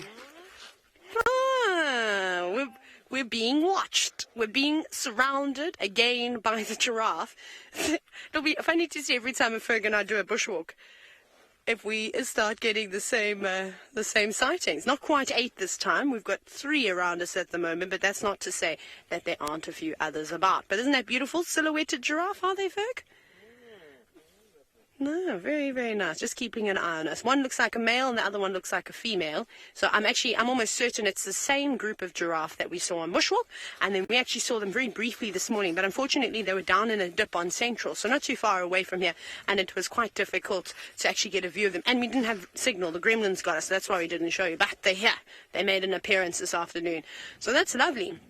They really are truly a special animal to see on foot. Now, from this distance away, they don't look too big until you get closer and closer to them. Here, at least I'm the whisper of some kind of animal, because it's not lions and leopards, that's for sure. They always give me the slip, although I think everybody has been given the same treatment by Tundi. So I'm starting to feel a little bit better about myself, and perhaps it's not my scent that's repelling her. But yes, the giraffe have been really, really kind lately. And it's nice to have a group on the property, and they're still in central Djuma, so I think they might hang around for a little while. And they've been eating a variety of different things, from the bush willow, lots of bush willows. That's what this cow was just feeding on. And then they've been sort of particularly fond of the buffalo thorns. Dribbling? Oh, she's dribbling. I thought you were telling me that I'm dribbling. I really thought you did that, and I went, what's on my face? Oh, it was really funny. I thought, oh my goodness, have I been to the dentist? Is my mouth numb? Do I not know that I'm drooling? But yes, there we go. So she is salivating. Now, often giraffe do salivate quite a bit. She's staring at Rex, and she's just watching Rexon at the moment. And I've heard that some books say that giraffe saliva has something in it that can combat the tannins, which is often why they salivate quite a bit. How true that is, I'm not so sure. I'm not a scientist, and I can't test their saliva, sadly, to see what sorts of things are in there. But you do often see a big gob strand, not a spider web, as it's quite nice when the light catches it too. Very intrigued, but very relaxed around us. It's fantastic. Man, I wish you were all here with me on foot, just watching them stare at us. And she's got both ears facing towards us, but every now and then you see the other one sort of flick back just to listen to anything that's behind her. And again, if these animals felt threatened by us, they would have moved away too. But we were discussing this when we were with the Styx Pride and the big giraffe bull, that one of their tactics is also just to stand and watch any predators that are nearby, and if they do get too close, then they might sort of run off. But very nice. Very, very, very nice indeed. And I think we've actually got more, because I'm just looking. There's more giraffe popping out. They're everywhere. There's another one. She's got her head down now, but she's just to the right of that giraffe. A smaller one. It looks like it. So they're just looking at one another. Well, child of the universe, I was worried. That's why I said I think we might be being stalked, and the cow behind us was a distraction as these two try and sneak up behind us. You see, they've got the sun in their favor. We're staring into the sun, so it's causing it's a bit difficult to see in the sun. So, yeah, they might come and nab our wallets, says Ferg. Better be careful. They have not used the zigzag approach technique, Louise. I don't know. Maybe. Nor have they started rolling around. I wish they would start rolling around on the ground, though. That would be great. Can you imagine a giraffe's legs flailing around in the air? That would be great. Oh, that'd be so graceful. It's just trying to see. There's loads of them around here. But we do have a safari vehicle on the way, and I'm sure that they're going to want to sit and view these giraffes, so best we get a move on and move out of their way. Yes, I'm just trying to decide, because I know what's going to happen. They're going to come here. And if it's not Taxon or Aubrey, they're going to stop for a chat. That's how it normally works. Here they come. They're just around the corner. Okay, we're going to get ready to have a chat. Yep, we're going to end up having a chat. I'm going to send you to Steve, who's actually not very far away from where we are.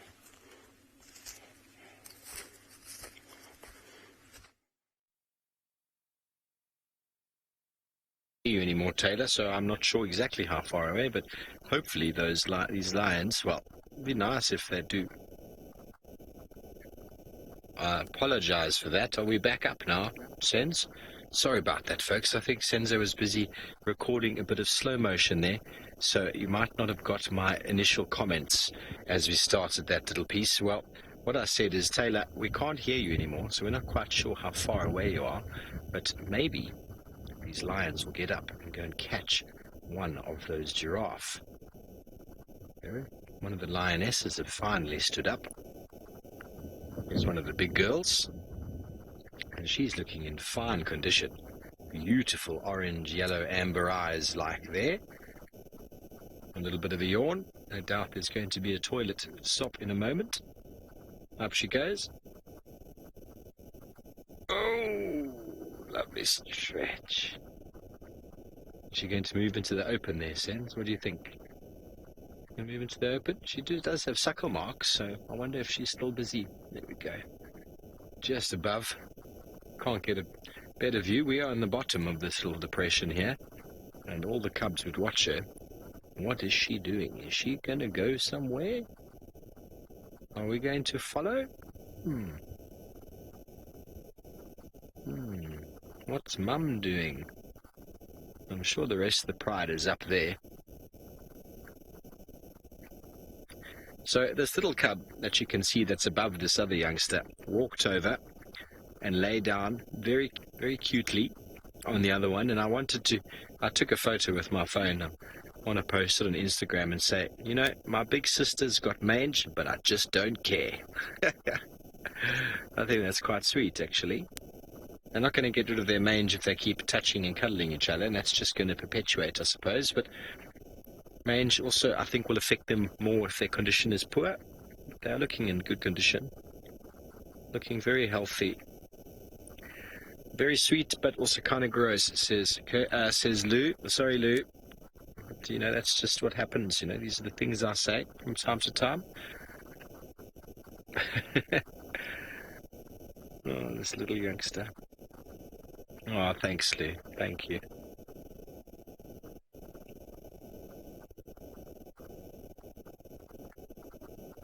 Minamoo. Well, that is the big question, isn't it? You want to know if male lions give up their territory so they can mate with different prides. Well, essentially what it is the males look after prides. The prides have territories, and the males have a number of prides within those pride lands. And it's very interesting, the dynamic. And what we're seeing right now, and the questions everyone's posing, is the Majinga lions have gone in a huge vacuum down in the south of the Sabi Sands, and the Birmingham boys seem to have moved all the way down there to prime real estate, as you will, along the Sand River, where there's lots of lions, and they seem quite content down there. And all the way up here, possibly the evokers are going to move in and do their thing. So it's just about the movement of the males and how many prides can you actually service at one given time. And it's not that many, you know. They've got to be moving between them all the time and mating with them pretty much quite regularly and defending their legacy. Otherwise, other males just move in and take their claim.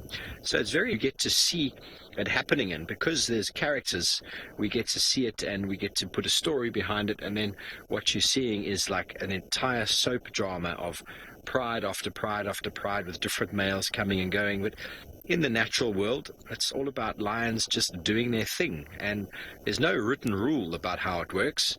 We can speculate and assume and put assumptions down all over the place, but lions will do what they want to do, and they will stump us every time we think we know what we know. And some new information will come forward, a study of another pride, a study of another individual. And these are very interesting things, you know, like Brent, I think it was Brent, his clip on yesterday about the split-nosed male lion, and a few young males just coming and mating with the females right in front of him. I mean, that is just, I've never heard of anything like that in my life before. I don't know. Is he just going to form a coalition with these new youngsters that are pretty and have no scars and no experience? What exactly is going on with no competition, no aggression? There is a video of him lying there while one mates with one of the females. To me, it's absolutely bizarre. I've never experienced anything like that before, and I think most of you who've been watching the show for a while will agree that that is quite unique behavior. And why it's happening, we don't know. So they all run by a different book. They don't read the books or the studies. They're not academics, lions. They don't do studies of their own or write their own papers. They just do. They sleep, they eat, they mate, and they move. And how that all unfolds is exactly how it's supposed to, I suppose. So a lot of ideas can be put forward, but what we seem to be seeing is the Birmingham's moving into a more prime real estate area, and the evokers possibly moving into this area. But it also is a border post, you know. The lions, these females, will probably keep moving away from the evokers until they are ripe and ready for new males. They'll try and avoid them as long as they possibly can, but it doesn't always work. I saw the Nkuhumas interacting with the evokers a couple of weeks ago, and that forced them to run all the way back to the other side of the property. We haven't really seen them venture further in again since. Okay, so from a very licking and grooming small cat to some very flat cats with Byron.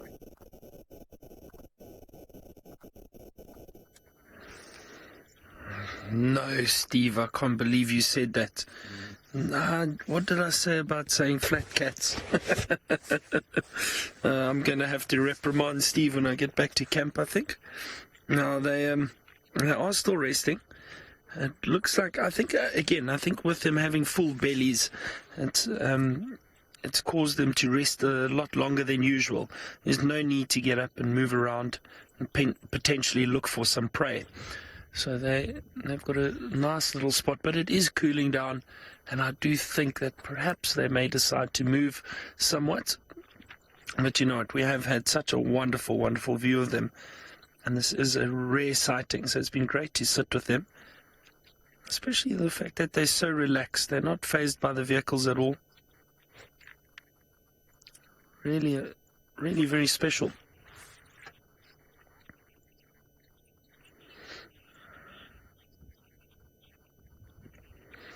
Our beard, I've never heard of cheetahs shedding claws like other cats. Now, and I must be honest, I haven't heard of any of the big cats shedding claws. I mean, I stand to be corrected, but I don't know. I mean, I've heard of some cats losing claws in fights, if it's shedding necessarily, but where they do injure themselves and lose a claw. I don't know about them shedding claws at all. I've never heard about that with the cheetah. If any of you have read something regarding that, please let us know. But I really don't think that the cheetah do that.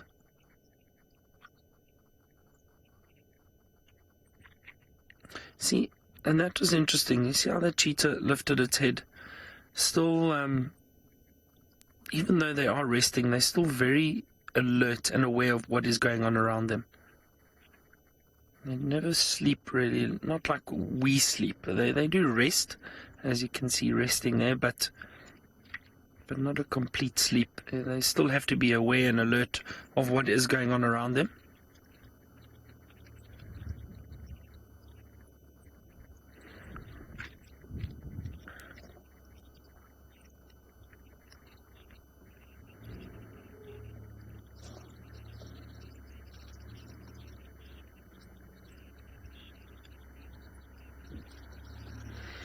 Well, Taylor apparently read a paper saying that lions shed their claws for 1 week a year, shed and regrow their claws. Now, that is interesting. She says apparently they're unable to feed for that 1 week. Now, that sounds very strange. I've never heard of that before. I'm definitely going to research that a little bit better when we get back to camp. And I wonder if that is that in captivity, perhaps? Does it happen to wild cats, like the lions, leopards, and cheetah?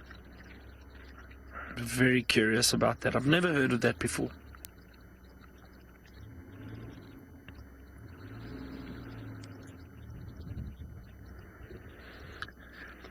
I think this may be the last few moments we spend with the cheetah. We've had such a wonderful afternoon with them. But I think what we can do is move on and then see what else we can find. Also, as we start losing light, we don't normally spend time with cheetah because they are diurnal. We try not to draw too much attention to them at night so they can rest.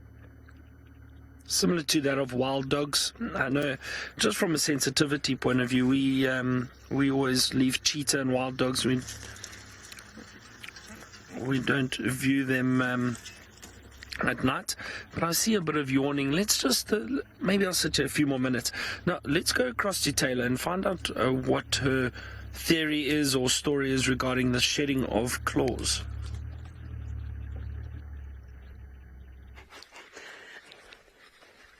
It's not real, but don't tell Byron this. We've just made it up. I know, we can't believe he's taken the bait. So basically what Virg and I said when we heard the question come through about cats like completely shedding their claws or whatever, I just stopped and I went, can you imagine a toothless and a nailless lion, you know, like looking around in the bush trying to be all scary and top predator-like, but they've got no claws and teeth.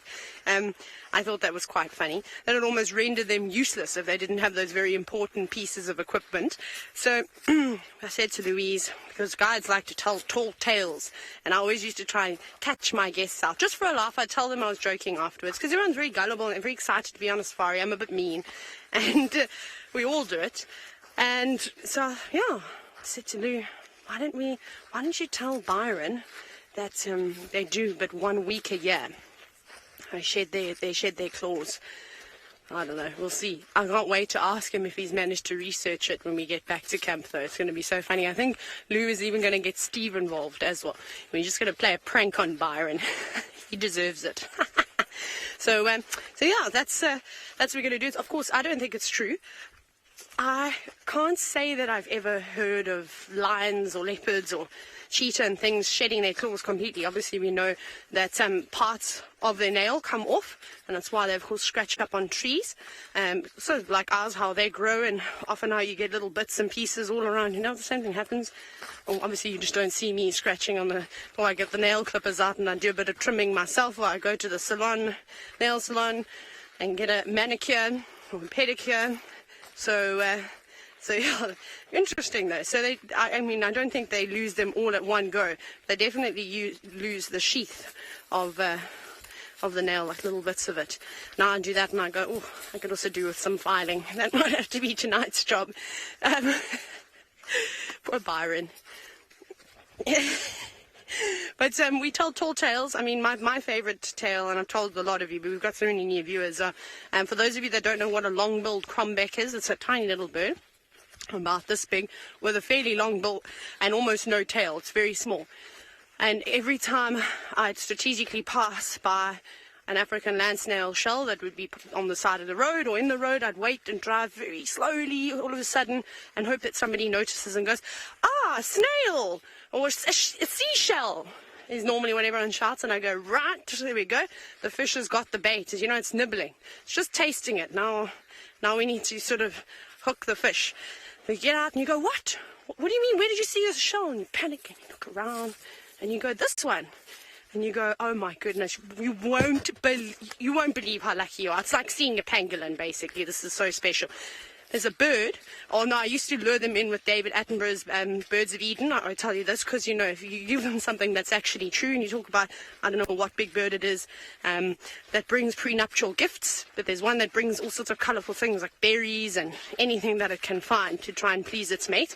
And basically turn it into, this is what this bird is doing. But this bird flies all the way to Mozambique, and it fetches those shells on the coast that you can only find on the coast of Mozambique and brings them back here to South Africa.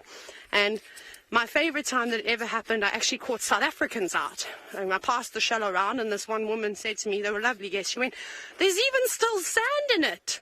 And I just thought, no, this is too good to be true. It was in the sand. It was just in the sand. So, of course, as it picked up, obviously a bit of sand got into it. So it was the end of me. And you just let it go and you go, oh my goodness, you know, nature's just so amazing. And, yeah, you can have a lot of fun here. And obviously you have to say that you're joking at the end. You must remember this because I've had a case where I forgot to tell guests I was joking once. Yeah, no, I got called into the head ranger's office. I wish someone had written this thesis. That would have been a much better option. Yeah, I was really, really naughty. Anyways, let's go across to Steve because I'm pretty sure he's done a similar thing once or twice.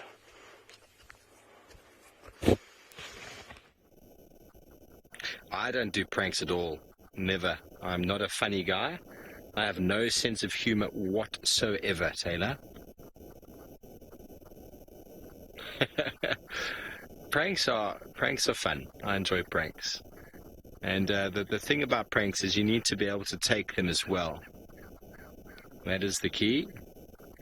I can't think of any offhand now. Too professional, I think, to do it in the guiding industry. On the side, though, definitely on the side. Louise not believing me. Louise is not believing me. Okay, well, Folks, so there's a lot of vehicles who'd like to come and see these lions, so they're not doing too much at the moment. So we're going to move out and go maybe check at Buffelshoek Dam, do a little bit of stuff, and then come back before it gets a bit too crazy here.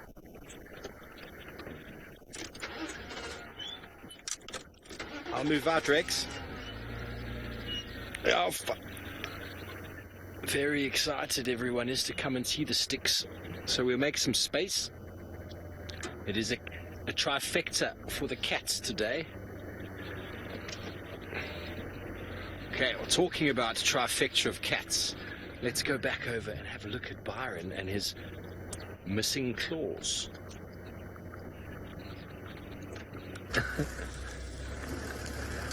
Now I wonder what.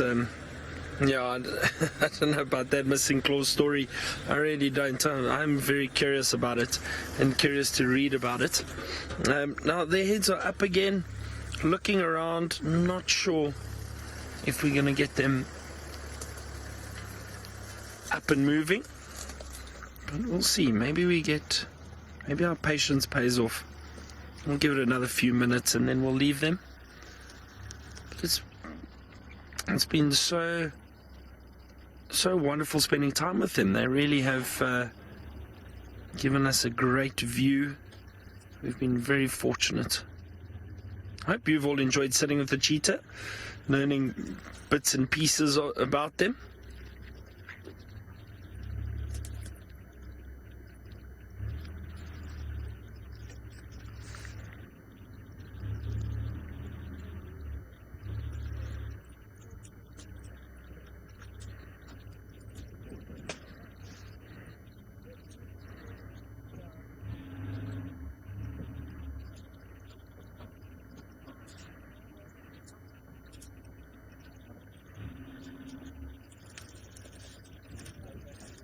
See those bellies, you can see how full they are over there.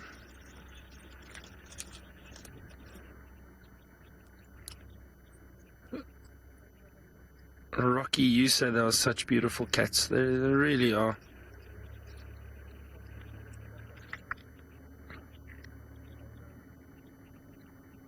Very sleek, slim creatures.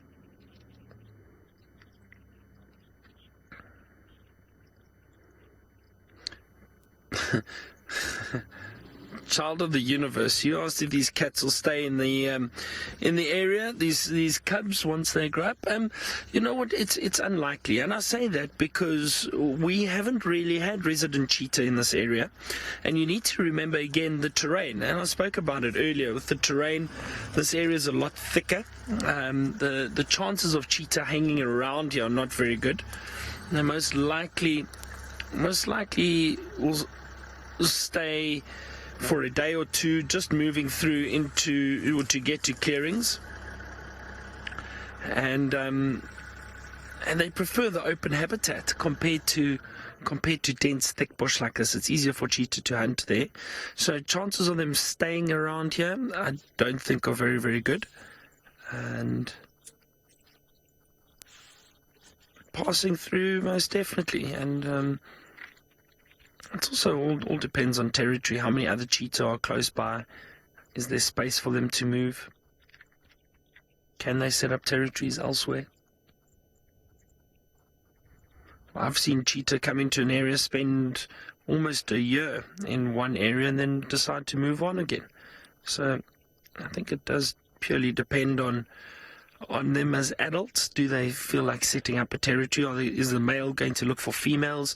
Is the female going to look for a male? And when that time comes, when they're ready to mate.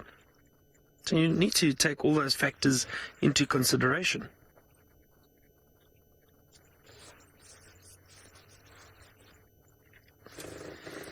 But for the moment, for the moment they seem very relaxed. And they may not even possibly move a little way and then decide to rest for the evening.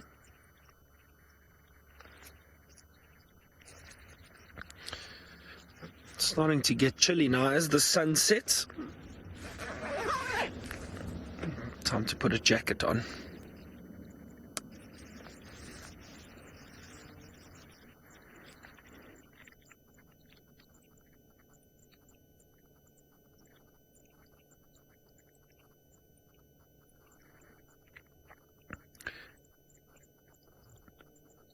I haven't heard of cheetah really hunting at night, especially in these areas when we've got a lot of other predators. So obviously lions are very active at night, the leopards, and there's a very healthy population of hyena. So cheetah would avoid hunting at night. For one, it doesn't suit them. Running at high speeds at night, it's in the dark, they could potentially hurt themselves. I've heard of cheetah trying to hunt perhaps when it is full moon. They can see a bit better. But if there are a lot of other predators around, chances are they won't. Generally, what I've found is during the day, from about or the early mornings, right up until 3-4 o'clock in the afternoon, that's when cheetah could potentially hunt if they are hungry. Middle of the day when a lot of the other predators are resting. But at night, there's a bigger chance of losing their prey, or whatever they kill, if they do kill something. So they don't want to waste energy and lose their prey, whatever they have killed.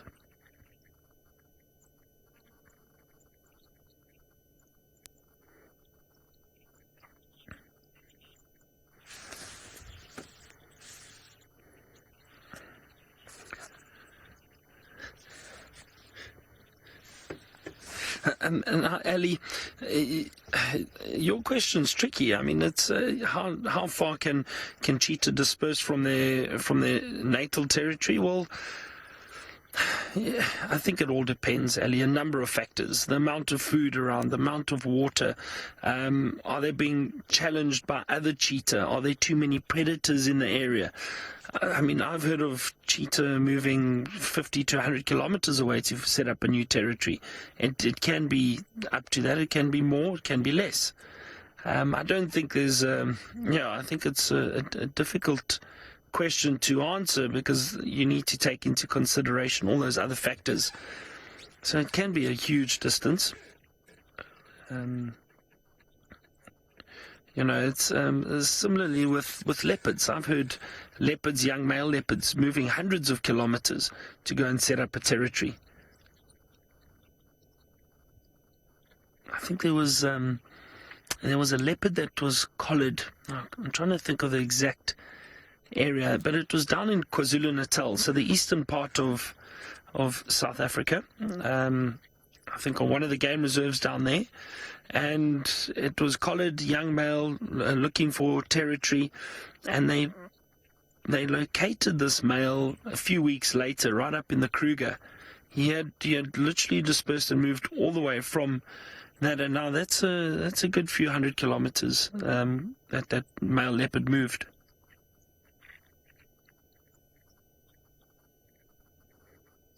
That was, of course, done for research purposes.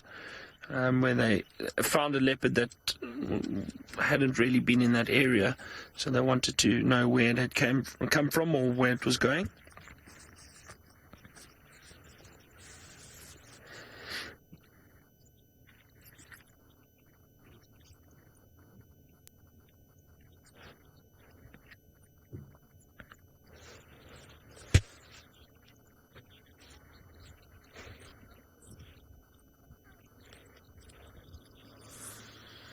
Child of the universe, cheetah are territorial. Look, they definitely are. They're not as territorial, I would say, as lion and cheetah. I mean, I think there's more of an overlap, and I say this because I've witnessed it in the past. I've witnessed male cheetah, having territories which overlap quite substantially. They will protect their territories or defend their territories against other cheetah. However, there's definitely been more of an overlap than I've seen with lions or leopards. Leopards and lions do defend their territory a lot more. They don't like for example, lions definitely don't like other males coming into their territory if there's a coalition around. And that's why they constantly patrol. Leopards too, males are very territorial, as we've seen many times on the show before. And cheetah, yes, they'll defend it and have a standoff, but it's not necessarily always that aggressive. It's more of a show and a display to try and get the intruder out of their territory. But I think the overlapping is a lot more relaxed.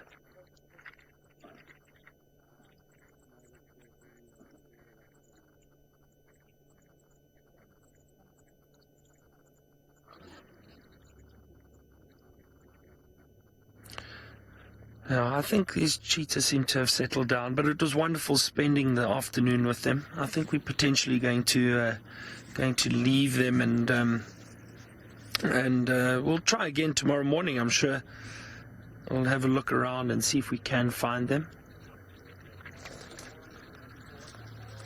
But what a spectacular afternoon, sitting with these 3 cheetah.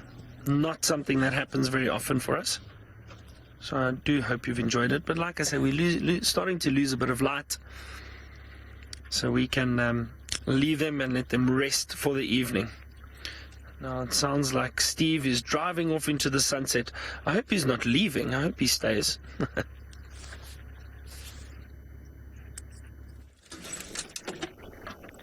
Yes, well, we are driving into the sunset. We decided we could call back into the lions. Got a feeling of direction that they're heading. So we've kind of come around to get that area of there moving. So we're the only ones on this side. The others are on the other side. There goes a vehicle, as you can see.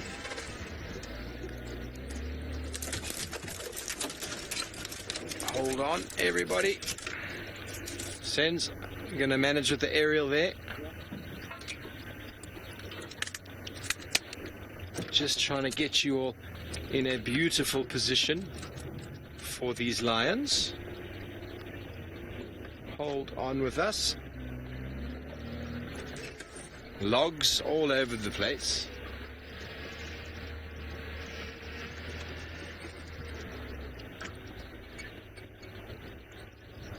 We're almost there.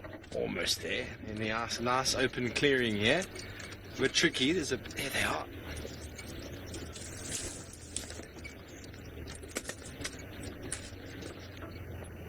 Got them, Sense.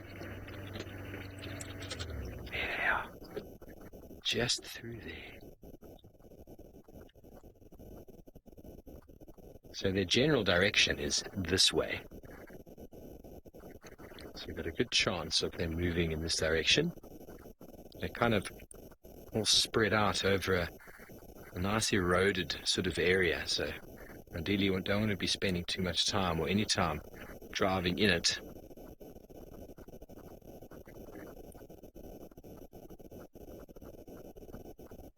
Senorita, well, the leopards, or cheetah, should I say, or leopards specifically, are harder to spot than lions.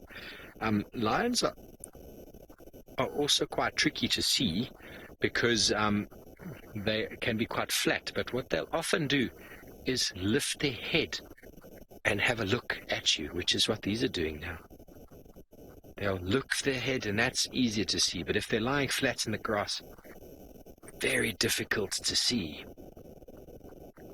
Very, very difficult to see if they are lying flat. But the nice thing about lions is, especially if you're on foot, they will lift their head up and look at you.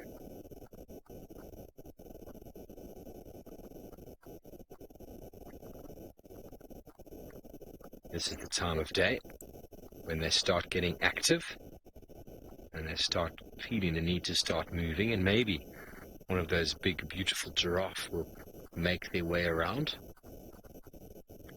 Who knows? Are the Styx-Pride giraffe hunters? I wonder if any of you viewers out there have got information for me. Are the Styx renowned for hunting giraffe? Do they stick to buffalo like their counterparts, the Unkuhumas? Or do they feed on whatever comes their way?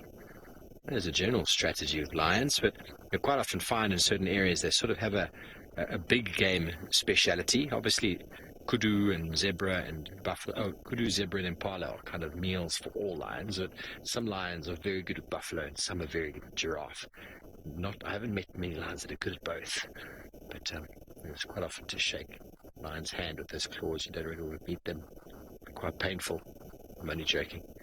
But they generally have a specialty, and that's to do with what the predominant large prey might be in the area.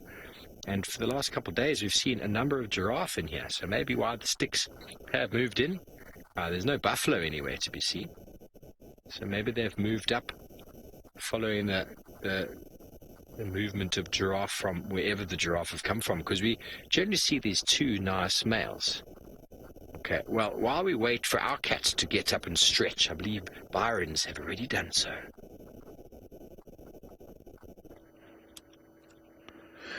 yeah, the cheetah have got up and moved slightly, and we wanted to try something for you just to show you. Now, we've got our thermal FLIR camera on. Sorry, the name's quite funny. So let's try this. Have a look at this. Look at that. Isn't that amazing? That is so cool. And you can see the heat signatures of the cheetah starting to move. You can see definitely much warmer compared to the terrain. Oh, something changed there. What was that? Oh. Sorry, we're just experimenting a few things. Remember, this is new for us. So we're just experimenting slightly. Changing the color, the temperature range. Just changing the temperature range, apparently. But interesting how they pop up, but they're moving off now. Might be a bit difficult for us to carry on. There we go. There we go. That's awesome. Isn't this fascinating? No, look at that.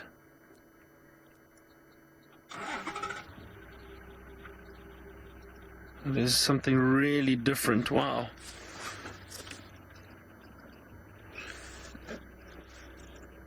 So let's just cut onto the normal camera again. But I mean, wasn't that amazing?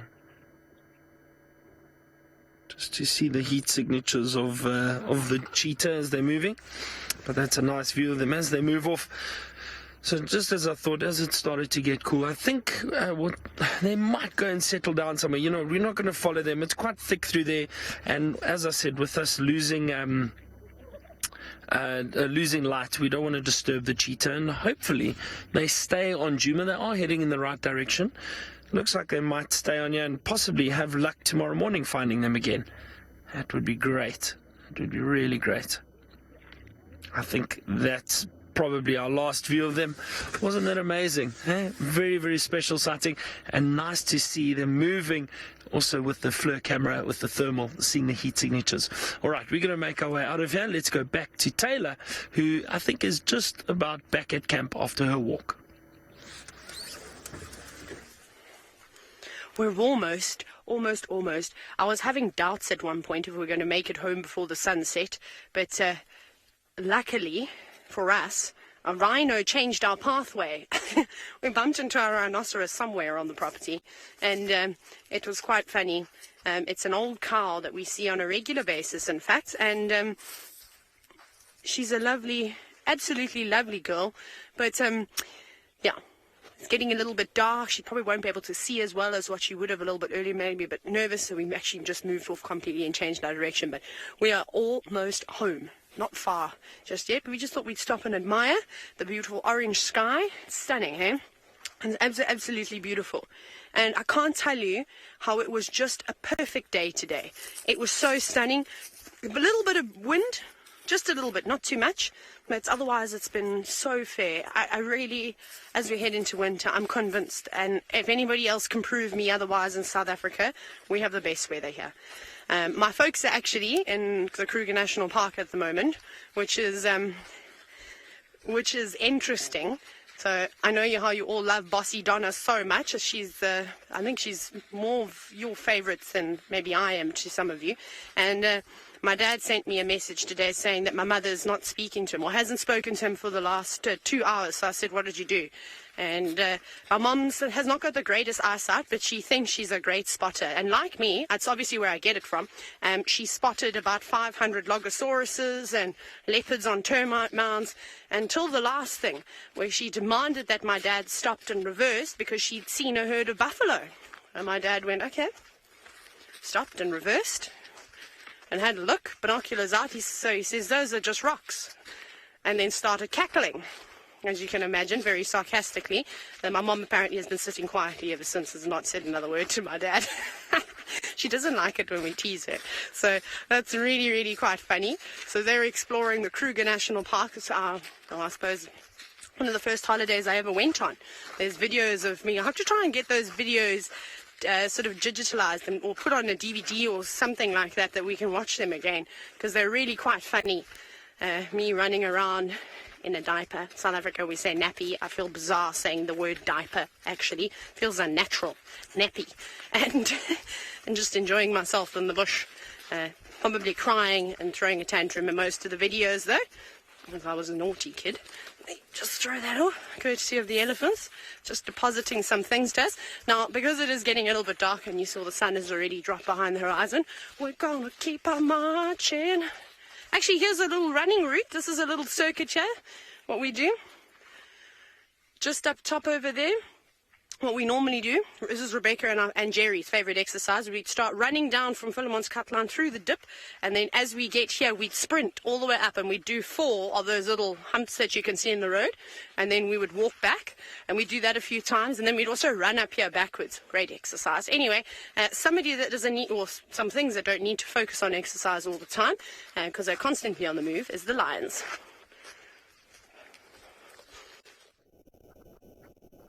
Yes, they are. They are starting to get up and do their ablutions. Very nice licking happening, and yawning and head scratches. This is their beginning of their day. There's a nice young male being very courteous to the mom, licking her back, and here comes another youngster. Probably going to rub heads. Is it going to rub a bit of head? Or a little bit? Oh, there we go. So much love. So much love. What's happening? Where are we going? Where are we going? Is there food? What's for dinner? What's for dinner? Lots of attention required when you're a young cub. Come on, Mum, I'll lick you back if you lick me first.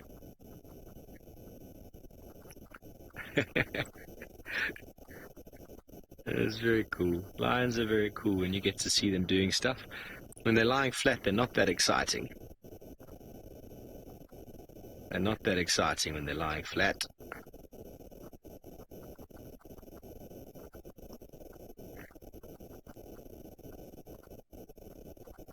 And they're starting to move. Well, they look like they're going to be moving, and I think I've picked their general direction perfectly. We're going to be walking back sort of the way we came. We came all the way around. It's a very difficult area to get into. Ooh, where are you two going? They're a bit naughty, are they? Ranging away from the rest of the pride. How they look back guiltily. Mum, I'm just over here if you need me.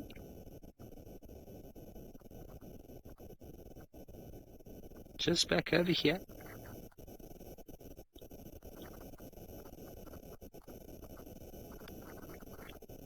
1, 2, 3, 4, 5, 6, 7, 8, 12. I've counted 12 so far.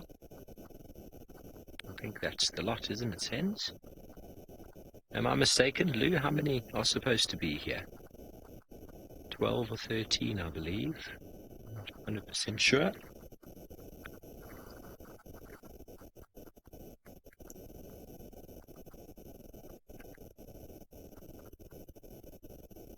Okay. Lou is saying 4 adult lioness and 9 cubs.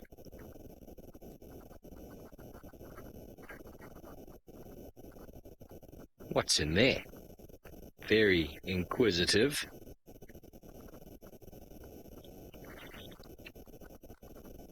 Definitely, Siddharth. That's what happens with lions. The more mouths to feed, the more they have to hunt. And not just the mouths, but the size of the mouths. As these youngsters get bigger, they require more. And the more young males there are in the pride, the more food is required. Any of you parents back home will know what it's like as your adolescent children become sub-adults and then become sort of more sub-adults and then become adults, and then just before they lose or leave home, it's an amazing amount of food that they require. I know my mom saved an enormous amount of food when I went away, and then my brother went away, and suddenly she didn't know what to do with herself. She didn't know what to do with herself. Food was going off, and but the bills went down very quickly. As growing youngsters, there's a lot of food required. And because the youngsters aren't able to provide it for themselves, it means extra work for the adults. And when the time of feeding happens, the youngsters aren't very polite when it comes to asking for food. They just take what they can. And there'll be lots of claws and snarls to go with it, but that's part and parcel of being a lion. And this is when they make up for it, when they groom and give each other some love and say sorry about the claw in the nose from earlier. And they're going to continue doing their grooming, and I'm sure in the next short little while they'll be on their way. But someone who's not on their way out, on their way back, Taylor McCurdy.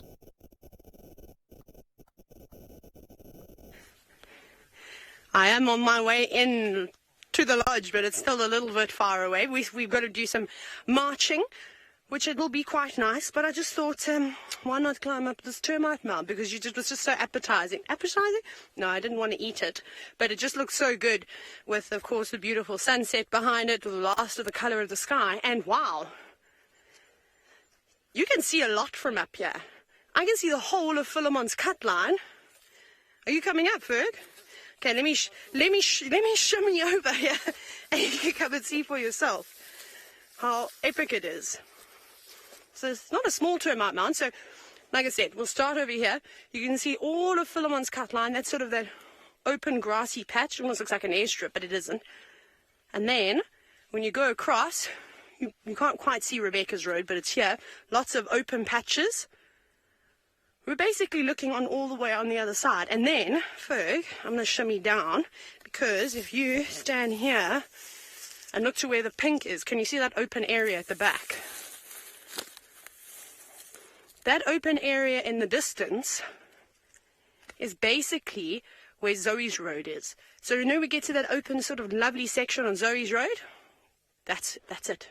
I had elephants there the other morning. But just before we then found the Cheetah Tracks later in the drive. That is where that is. And sure, 2 months ago, you couldn't see anything because all the trees were filled with leaves. But as you can see, most of those trees have lost all of their leaves. There's just a couple of jackalberries, a few of the apple leaves and bush willows, and a couple of silver cluster leaves that still have their leaves. The rest of them are slowly but surely losing them. But very cool, though. It's been a nice afternoon. A good walk, quiet on the insects and things like that, but nice to see so many different mammal species on foot, which is not something that you always get to see. That's typically what we're going after in the car. So, yeah, we had lions, we had giraffe, we had impala around us. We had, of course, we bumped into a rhino at 1.2, which was quite cool. But that's kind of not to be, well, it is to kind of be expected at this time of the year. Let's see what else we can spot. Where's that buffalo? Teddy bear toys, I've got one question, and everyone laughed at me, but if I could ask an animal a question, there's lots of things I want to be able to ask. But the one thing I would ask, it's to the elephants, and I'd want to know if they ever suck up fish or frogs or anything like that when they slurp up water, especially from like those pans in the Mara that were sort of in the marsh. Surely they must. Or a little baby terrapin every now and then. That's what I would ask them. And then if they do, they spray it into their mouth sometimes and go, ugh. That doesn't taste quite nice, and then spit it out again. And exactly, Ferg just went, ugh. Yes, when exactly like when we suck up a fly, except I'm not so ladylike. I close my eyes and I spit and splutter and cough and all sorts of things. There was a great video that circled the interweb. I can't remember what nationality this fellow was, but he seemed like somebody important. He was being interviewed, and a wasp was buzzing around his mouth, and it landed on his lip, and he just sort of went, chewed it and swallowed it, and then he went, yep, I just swallowed that wasp, I just ate it. Commitment. I think it's something that the guides here at Wild Earth need to learn, hey? Just enjoy. Very exciting stuff. Anyways, we better march on home before we get stuck out in the dark. Somebody that doesn't need to worry about getting stuck out in the dark is Byron.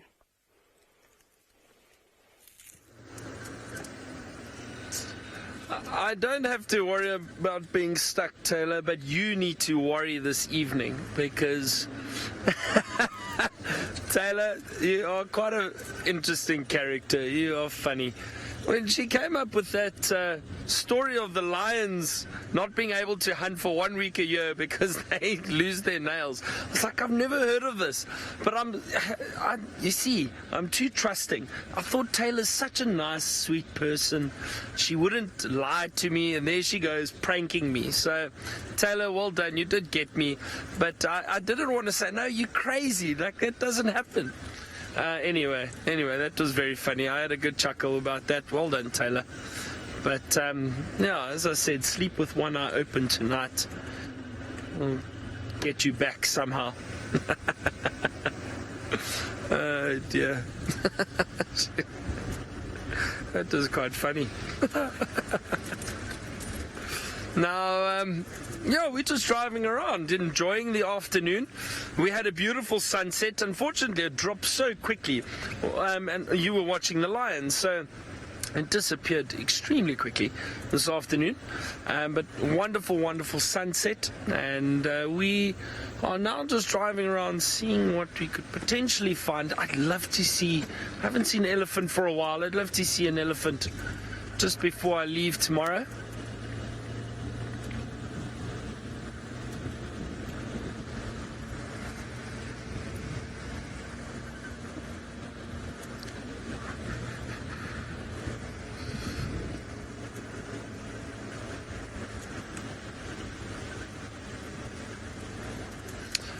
Jessica, so you're asking about the guide. So, yeah, I can't hear what Taylor or Steve are speaking about, and they can't hear what I'm speaking about. FC usually just passes on little bits of of what they're talking about, so we know what each person is saying more or less, or along which lines they're on. So we can then try and link our stories a little bit. But yeah, we cannot hear each other.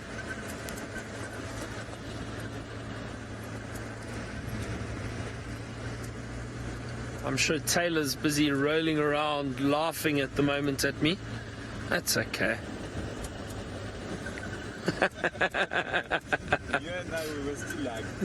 Yeah, Seb and I were both trying to be so polite, going, I don't know, we haven't heard of this story before, but if Taylor read a paper, maybe he's someone in captivity, I don't know, they groomed the lions, I don't know.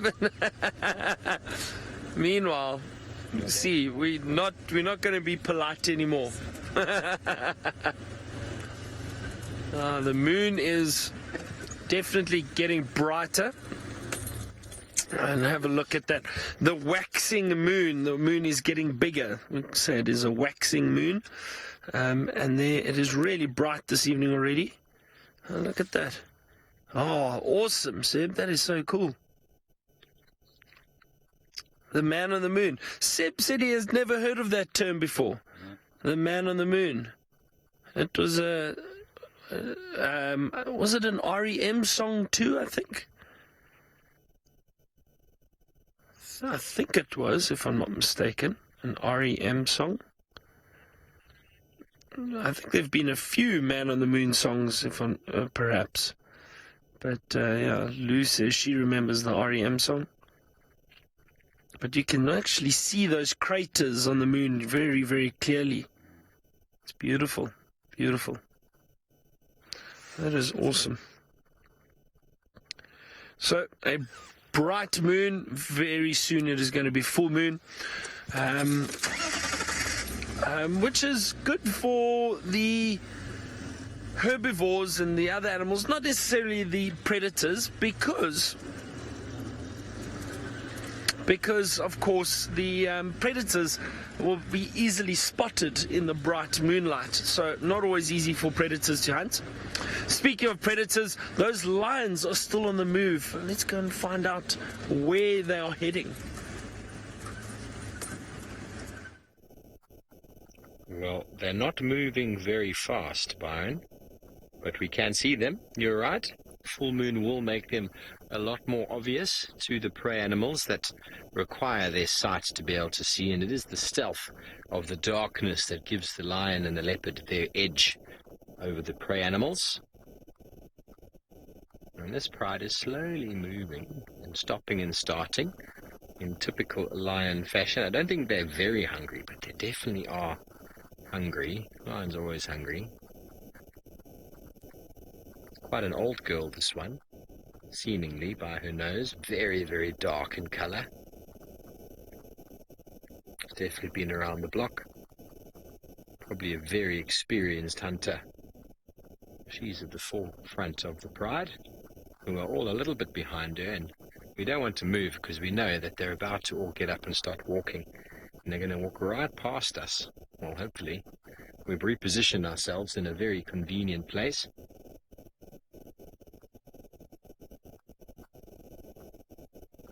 From where we had them initially, their general direction was sort of north, so to get over that bump was going to be very difficult. Okay, well, there's a whole lot of oxpeckers that have taken off in the just left of us, and that a whole lot of them can mean a big animal. Could mean a very big animal like a giraffe or a buffalo or a herd of impala. It's very still, there's no wind. The lioness did look in that direction a couple times, but there's hardly any wind to speak of, so unless she hears something, she will probably have no idea that there's anything there.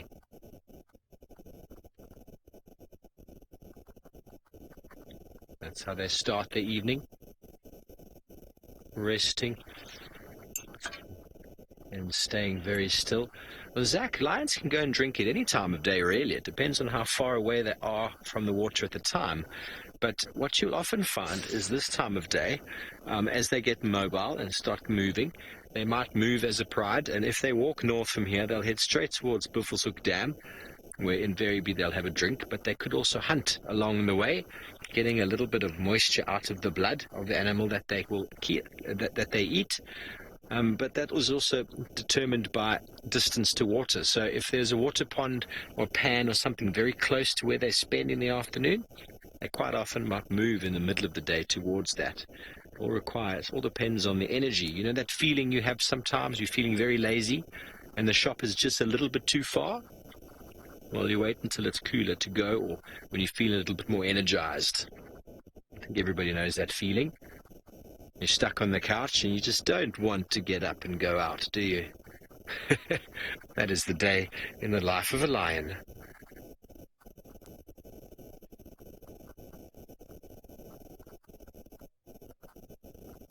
Doesn't sound half bad at all, Lou. No, you're right. What are you looking at, girl?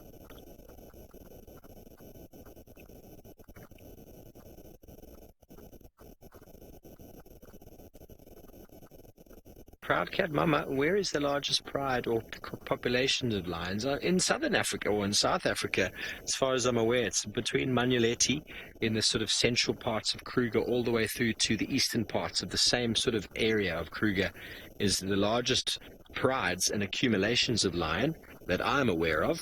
I'm not sure about the populations of Botswana or Zambia or places further north, but I'm thinking the sort of central parts of Kruger, Manuleti, and just north of where we are, really, all the way across is definitely the most populated. I'm just going to have a quick chat on the radio here. Andrew for Steve.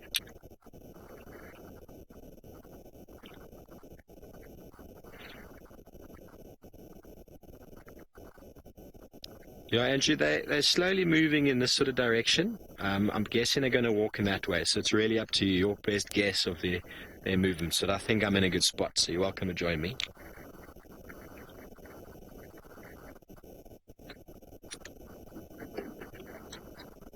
Okay, so just calling Andrew in so he can come and have a look as well.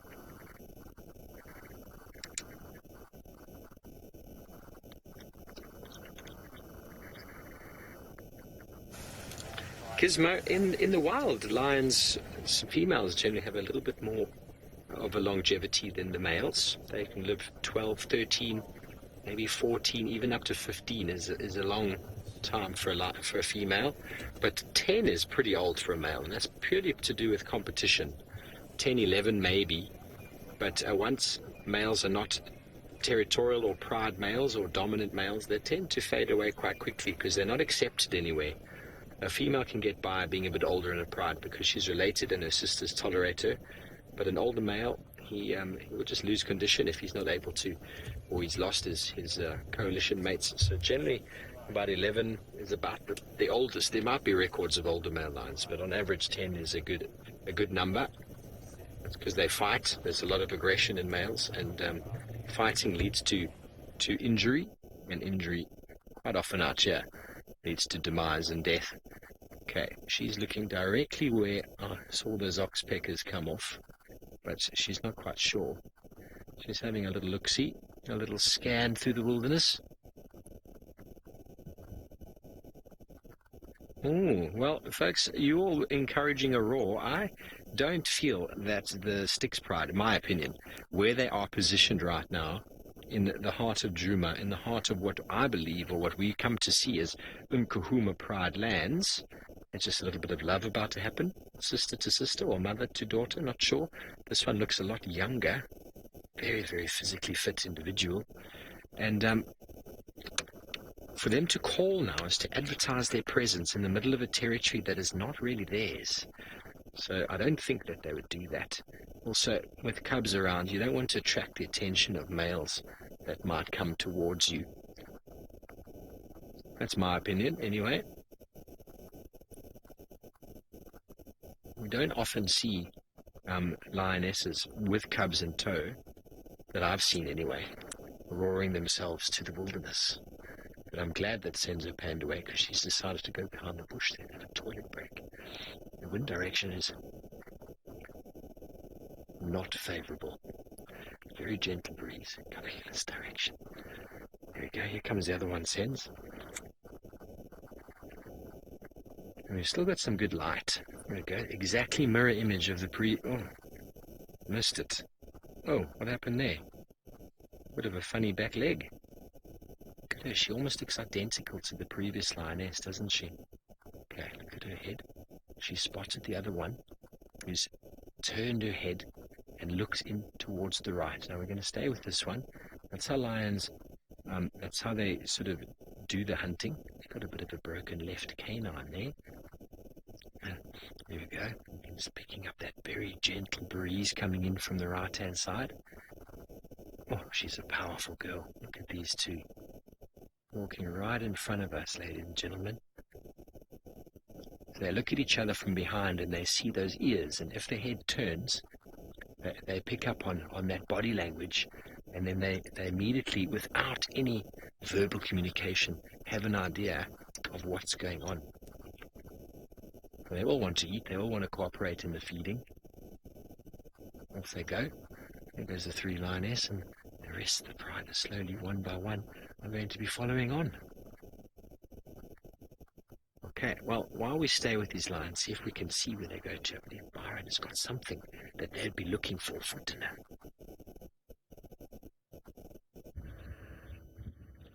Well, I do. I think if those lions find these zebra, they could potentially be in trouble. Now, we have not seen zebra for ages. I'm trying to think when last we saw zebra. I don't know. But that is awesome. So we've got some zebra moving around. A small dazzle of zebra. That's really cool. I think what we might try to do is quickly switch on our thermal, the flare camera. Sorry, that name is going to get me every time, I must be honest. Because everybody's got a different way of pronouncing it, so I'm just going to have fun with it. I might get into trouble, but that's okay.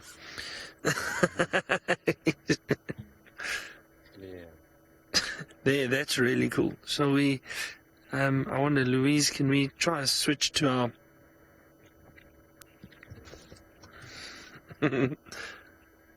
Look at that. Isn't that amazing? That's really beautiful.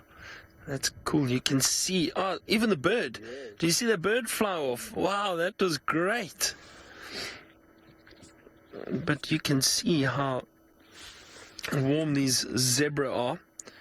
Some great images of them. There's 2 birds there as well. 2 birds on the ground walking. What are those? Let me see if I can see what those are. Crowned lapwings. I definitely would not have got that. No. Looks difficult, but those are crowned lapwings. Just caught a glimpse of them, but that is really beautiful watching the zebra feed. Is that the termite mound? Yeah, that's interesting. Wow, that is very interesting. That is a termite mound. Look at the heat coming off of that termite mound. Now we do know that termites regulate the temperature. I'm not sure if that's an active termite mound, but I would assume it must be. If it's retaining so much warmth and heat, it must be active. And we know that they regulate the temperature between 32 and 34 degrees Celsius. Look, that the outside part of that bare open termite mound could very well have been warmed up during the day in the heat or in the sun, but that is very interesting to see. It's amazing what you pick up with this with the heat signatures that are being sent from a lot of the various things we see out here. Let's see if we pick up anything else. Trees, another termite mound. Might be an easy way of spotting a potential animal at night. Seeing some movement, so scanning the area. Nice open clearing we are in at the moment. I told Seb that we were going to find a pangolin this evening. Who knows?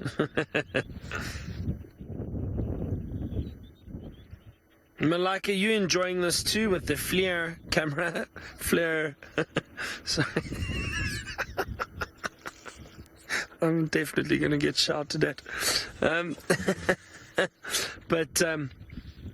Yeah, so it is definitely something very, very interesting and something different. Nice to see the heat signatures of it.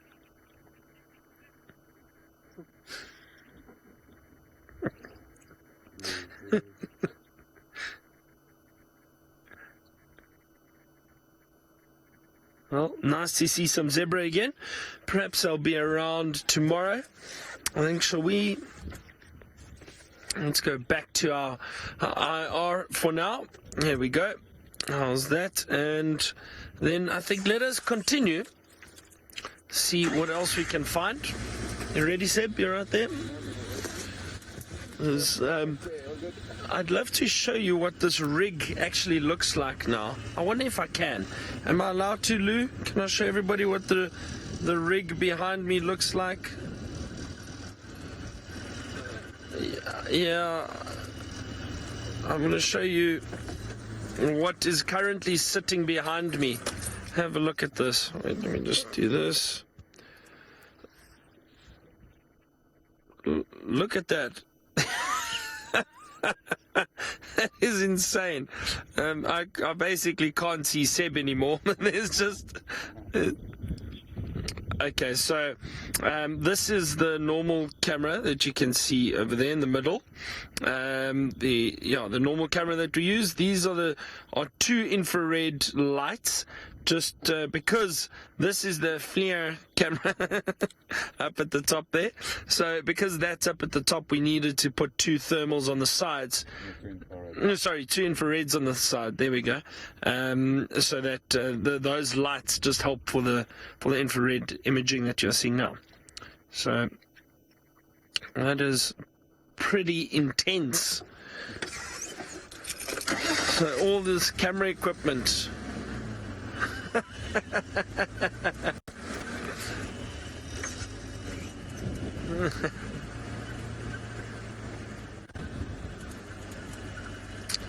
Stacy, you are asking about the planets. Are there any planets visible tonight? There are, Stacy, indeed.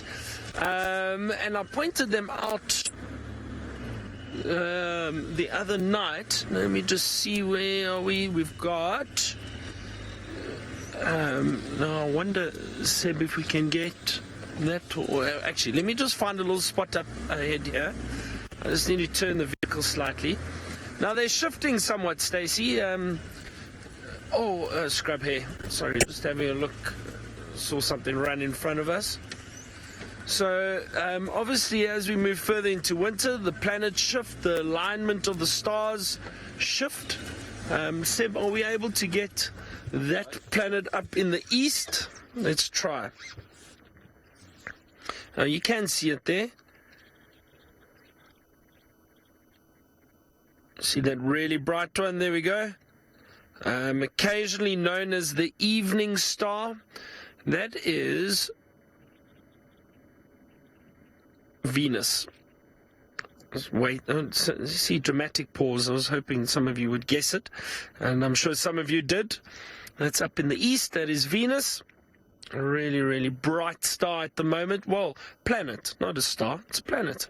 So it is bright at the moment. And then we have another one, which is off to our right, which is rising. It's above the moon at the moment. I wonder if we can see that one. Seb, can we see that one over there? Yeah, we can. Awesome. Sorry, making it a bit difficult for you, am I? No, it's just the rigs. There we go. There's another really bright one. Do you see that? That is Jupiter. Hold on. There we go.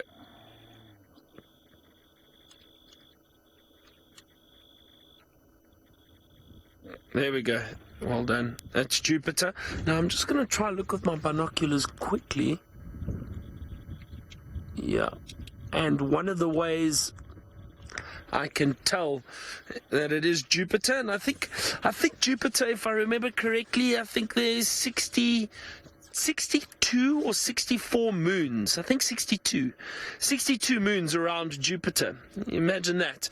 But we are able to see, so if I take my binoculars and I hold them really, really still, often what I'll do is I'll lean on the vehicle and try and keep my hands very steady and focus on Jupiter.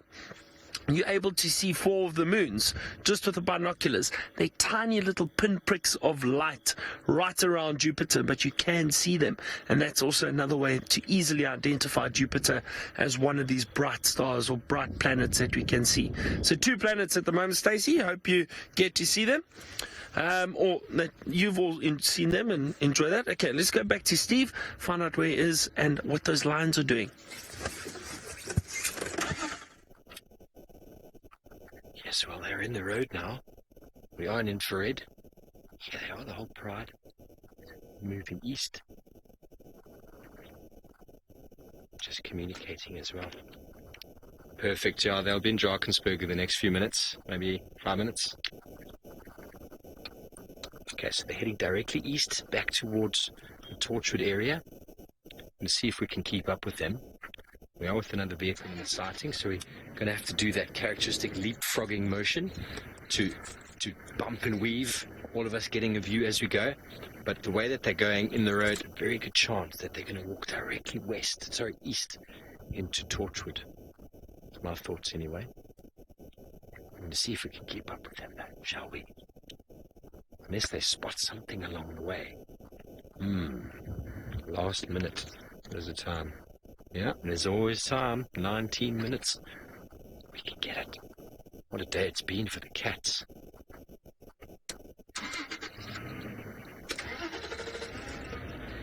What a day it's been for the cats. Indeed.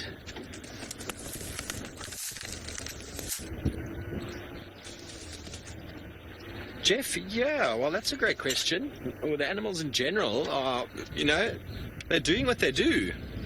We don't manipulate them in any way. So the weak ones get picked off naturally by predators, or they die of disease or get inundated with ticks and parasites, and the strong ones breed and move forward.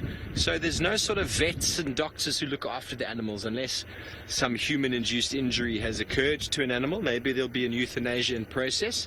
But animals are in fairly good nick. But we have just come out of a very good wet season. Now we're going into the dry season, which can invariably lead to animals losing a lot of condition very quickly. And that is what the lions will be looking for. They'll be looking for the weak and the sick and the easy to catch individuals. So they're just moving up ahead on the road there in front of the other vehicle. We're going to see if we can keep up with them. They are walking in the road, so they're not going to go too quickly away from us. But here's the leapfrogging. Andrew's going to move over while we jump ahead in front. No, those are not my squeaky brakes. Those are the squeaky brakes of a Land Cruiser.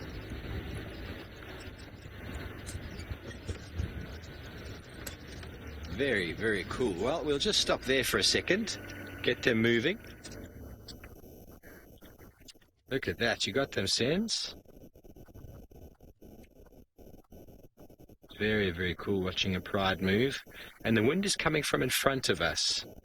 So we've got very nice lights. You'll see how they move from time to time. We don't want to influence them in any way. And you see the lead lionesses are stopping and listening.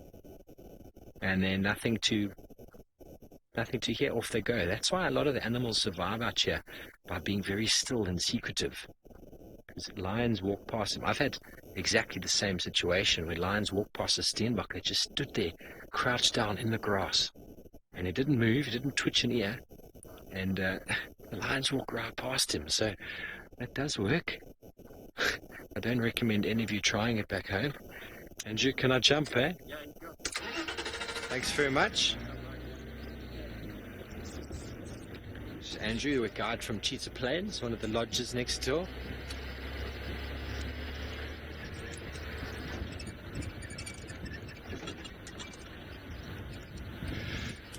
Who cares? Your name makes it difficult sometimes for me to answer your questions. But Taylor's given us the insight, and the guides in Arethusa that have reported it. I haven't seen. I think they might still be too young. We've seen the suckle marks. There's an area people know of that she's frequenting, but whether that means anyone's seen them is I don't know. So I'm just going to pull over here. Just going around the corner. I'm going to keep going, actually. There go the little youngsters. We've got the infrared. We don't need the spotlight. Okay, well, they're still coming up very slowly behind us, so we'll keep our head in the queue. But yes, I don't know. Maybe Taylor knows if anyone's actually physically seen the cubs. But I believe during the age and the time, I think they might still be very small inside their den, but I don't know for sure.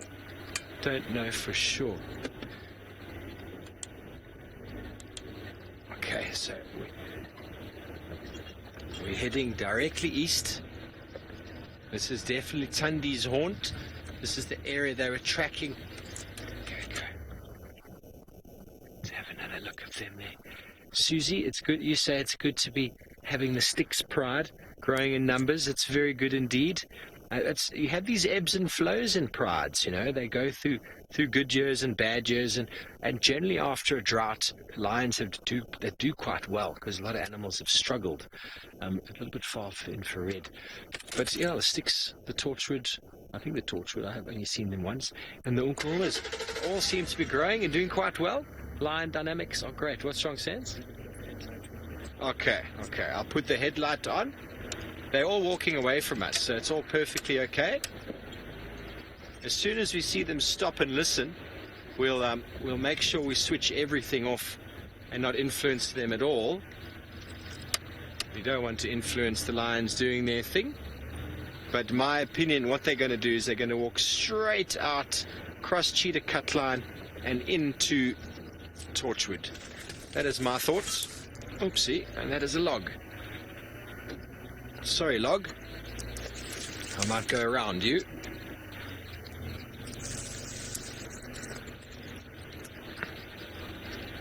Just up ahead, the youngsters are right at the back, and we don't have a partner following us anymore, so we don't need to be leapfrogging. As soon as he joins us again, I'll make some space. I think he knows the same as me. They're going to be going out in the next 5 minutes or so. Here we go, Sens. I'm going to pull up on the side here, and we should be able to get a nice view of them walking into the distance. I'll just put a little bit of light on there for you.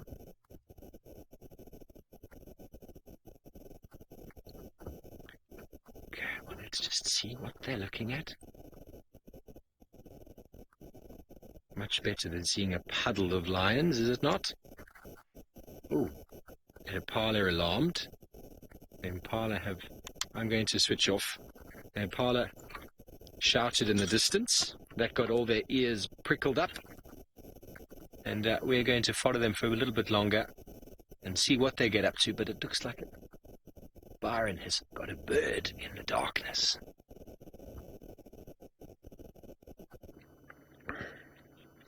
I have found a bird in the darkness, not a nocturnal bird though. This is a hornbill that is resting, so I'm not shining the light on it, but fortunately we've got the infrared so we can see him. But what we thought we'd try is perhaps the flare camera on him. Now have a look at this. It's quite interesting. There he is. Now the heat signature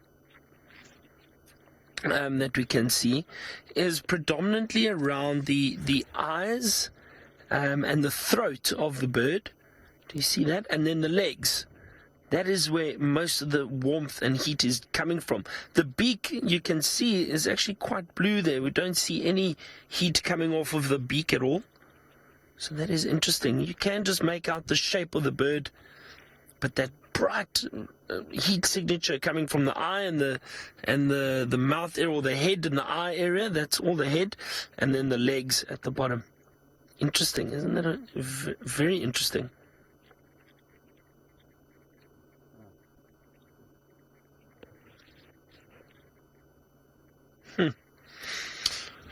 Well, that's something different. I don't want to disturb the hornbill for too long. So let us continue. I'm going to start up quickly and drive away so we don't disturb our little yellow-billed hornbill. And we'll put the spotlight back on. We still need to find the pangolin, Sebastian.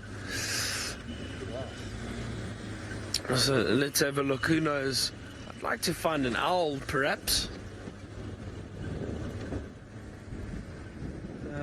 Maybe a bush baby. We were lucky. Sebastian and I were talking, and we've been very fortunate the last few days I've been here.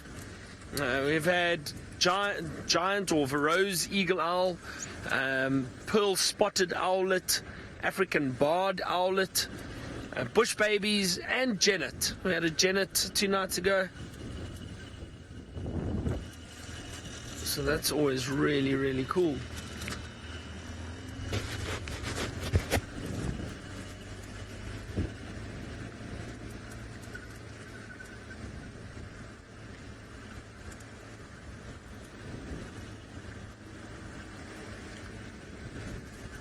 It's actually very quiet this evening. There's a bit of a wind blowing.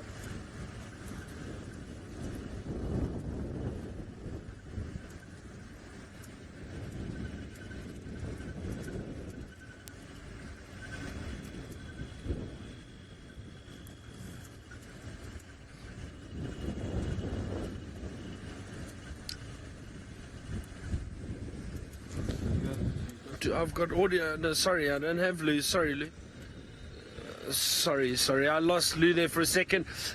Lou, you are back though. Let's go back to Steve with those lions that are moving around. Yes, well, they've all stopped and they're doing a dig and a roll in something over there. Typical lion predator fashion. It must be some form of dung. This one has been chewing at it. Oh, bless you. Did you hear that sneeze? One of them sneezed. And they are getting very, very excited about their night. The wind is picking up again, coming a little bit more from the southeast. And that has caused them to change their direction again. Look at them in the back there. Digging.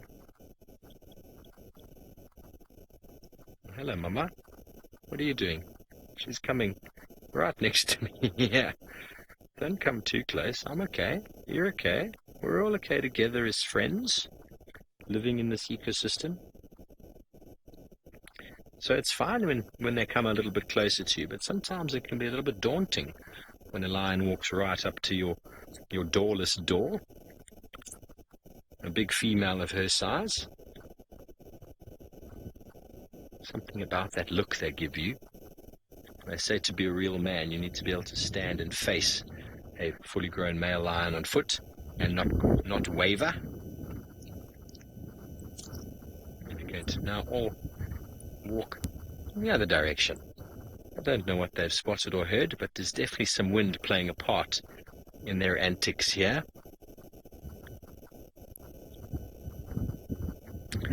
Sitting bull lions are not endangered. They are on the vulnerable or threatened list due to overexploitation. I mean, down here in the south in South Africa, we've got an enormous amount of lions, but wild lions in conservation, unfortunately, are disappearing at quite a large rate. There are all sorts of conservation initiatives behind it and trying to work out exactly what's going on. I'm just trying to get a bit of a rough idea of where these lions are going so I can head them off. Let's go this way, Sens. Back around.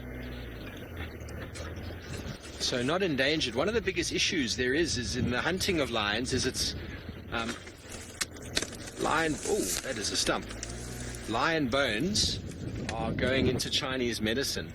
A lot of people are looking at lion bones and thinking they're beneficial like tiger bones. But they are not tiger bones, and that is one of the problems, is they're being sold off as a secondary sort of thing. Very, very big issue. Okay, well, while we try and catch up with these cats, let's go back over to Byron and his thermal.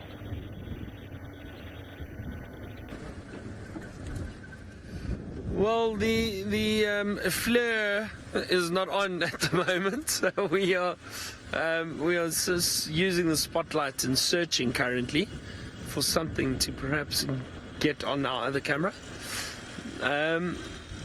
Nothing just yet.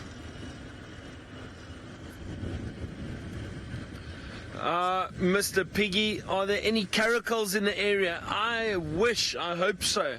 I've never seen a caracal in the wild. Now, they do occur in the Greater Kruger. They do, and they have been seen in these areas and in the Sabi Sands before. They are very rare. There are not many of them around for some reason. Or perhaps they are, and they're just really secretive, and we don't see them. But there are some around. I have never seen one, though. So I would love to see one. I really, really would love to see one. But, Mr. Piggy, can I tell you something, though? I must be honest. I'd love to see one, but I'd love to see one during the day when I've got my camera with me so I can get nice pictures of it. So I'm being a little selfish at the moment. But, no, I mean, if I can show you a caracal, that would be wonderful. That would be amazing.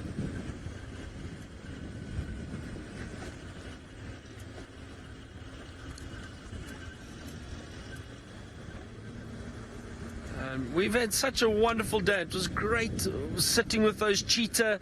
There's been leopard found. This morning we had the leopard. It's really been a great day for game viewing. And then the lions. Of course, the lions. Taylor and Steve having lions. So a big cat Sunday for sure. For sure. I am a little upset I didn't get to see elephant, but maybe tomorrow morning. Who knows? I think I'm going to be walking tomorrow morning. I'll just have to go and look for the elephant on foot. Yeah, that could be great. All right, well, I think that's it from us. We'll see you in the morning. Let's go back to Steve with the lions. Yes, well, thanks, Byron. We've got them.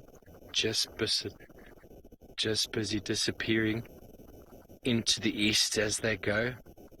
The wind has picked up quite a lot and is wafting all sorts of smells, no doubt, in their direction. And Byron is 100% correct. We've had a marvelous day, and I did use that word marvelous there deliberately. What are they smelling? Bit of interest there, but it's more to be with a tree. There's something on the wind that's got them interested. You can see by their postures that they're trying to pick up the smell of it, and now they turn in the direction of whatever it is that they smell. So we're going to just keep a little bit more onto the side here. It's a very difficult area if we do have to follow. because there are aardvarks living in this area. Aardvarks, and I've been stuck in one of their holes before. Senzo, haven't I? But indeed, Byron, it's been wonderful having you here. And the cats surely came back in your honour, it seems, sir.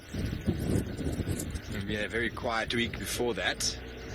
Just in time for the Safari Live show yesterday. Everything came to us, and this morning, what a marvellous morning again. So I don't think I'm going to be able to continue too much further into this section. I'm just going to try and get one last view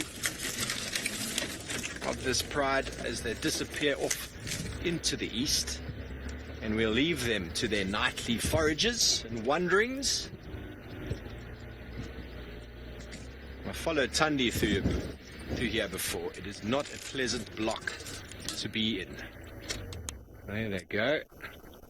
The last of the lions as they disappear into the wilderness. It has been a very entertaining evening, ladies and gentlemen. Thank you for joining us on Safari Live on this Sunday sunset safari. Thank you from FC, from all of those involved in the tech team, all of those doing the things behind the scenes that you don't always see. It's been marvelous. Thank you for joining us with your questions and interaction. And we'll be seeing you bright and early tomorrow morning for another episode of Safari Live.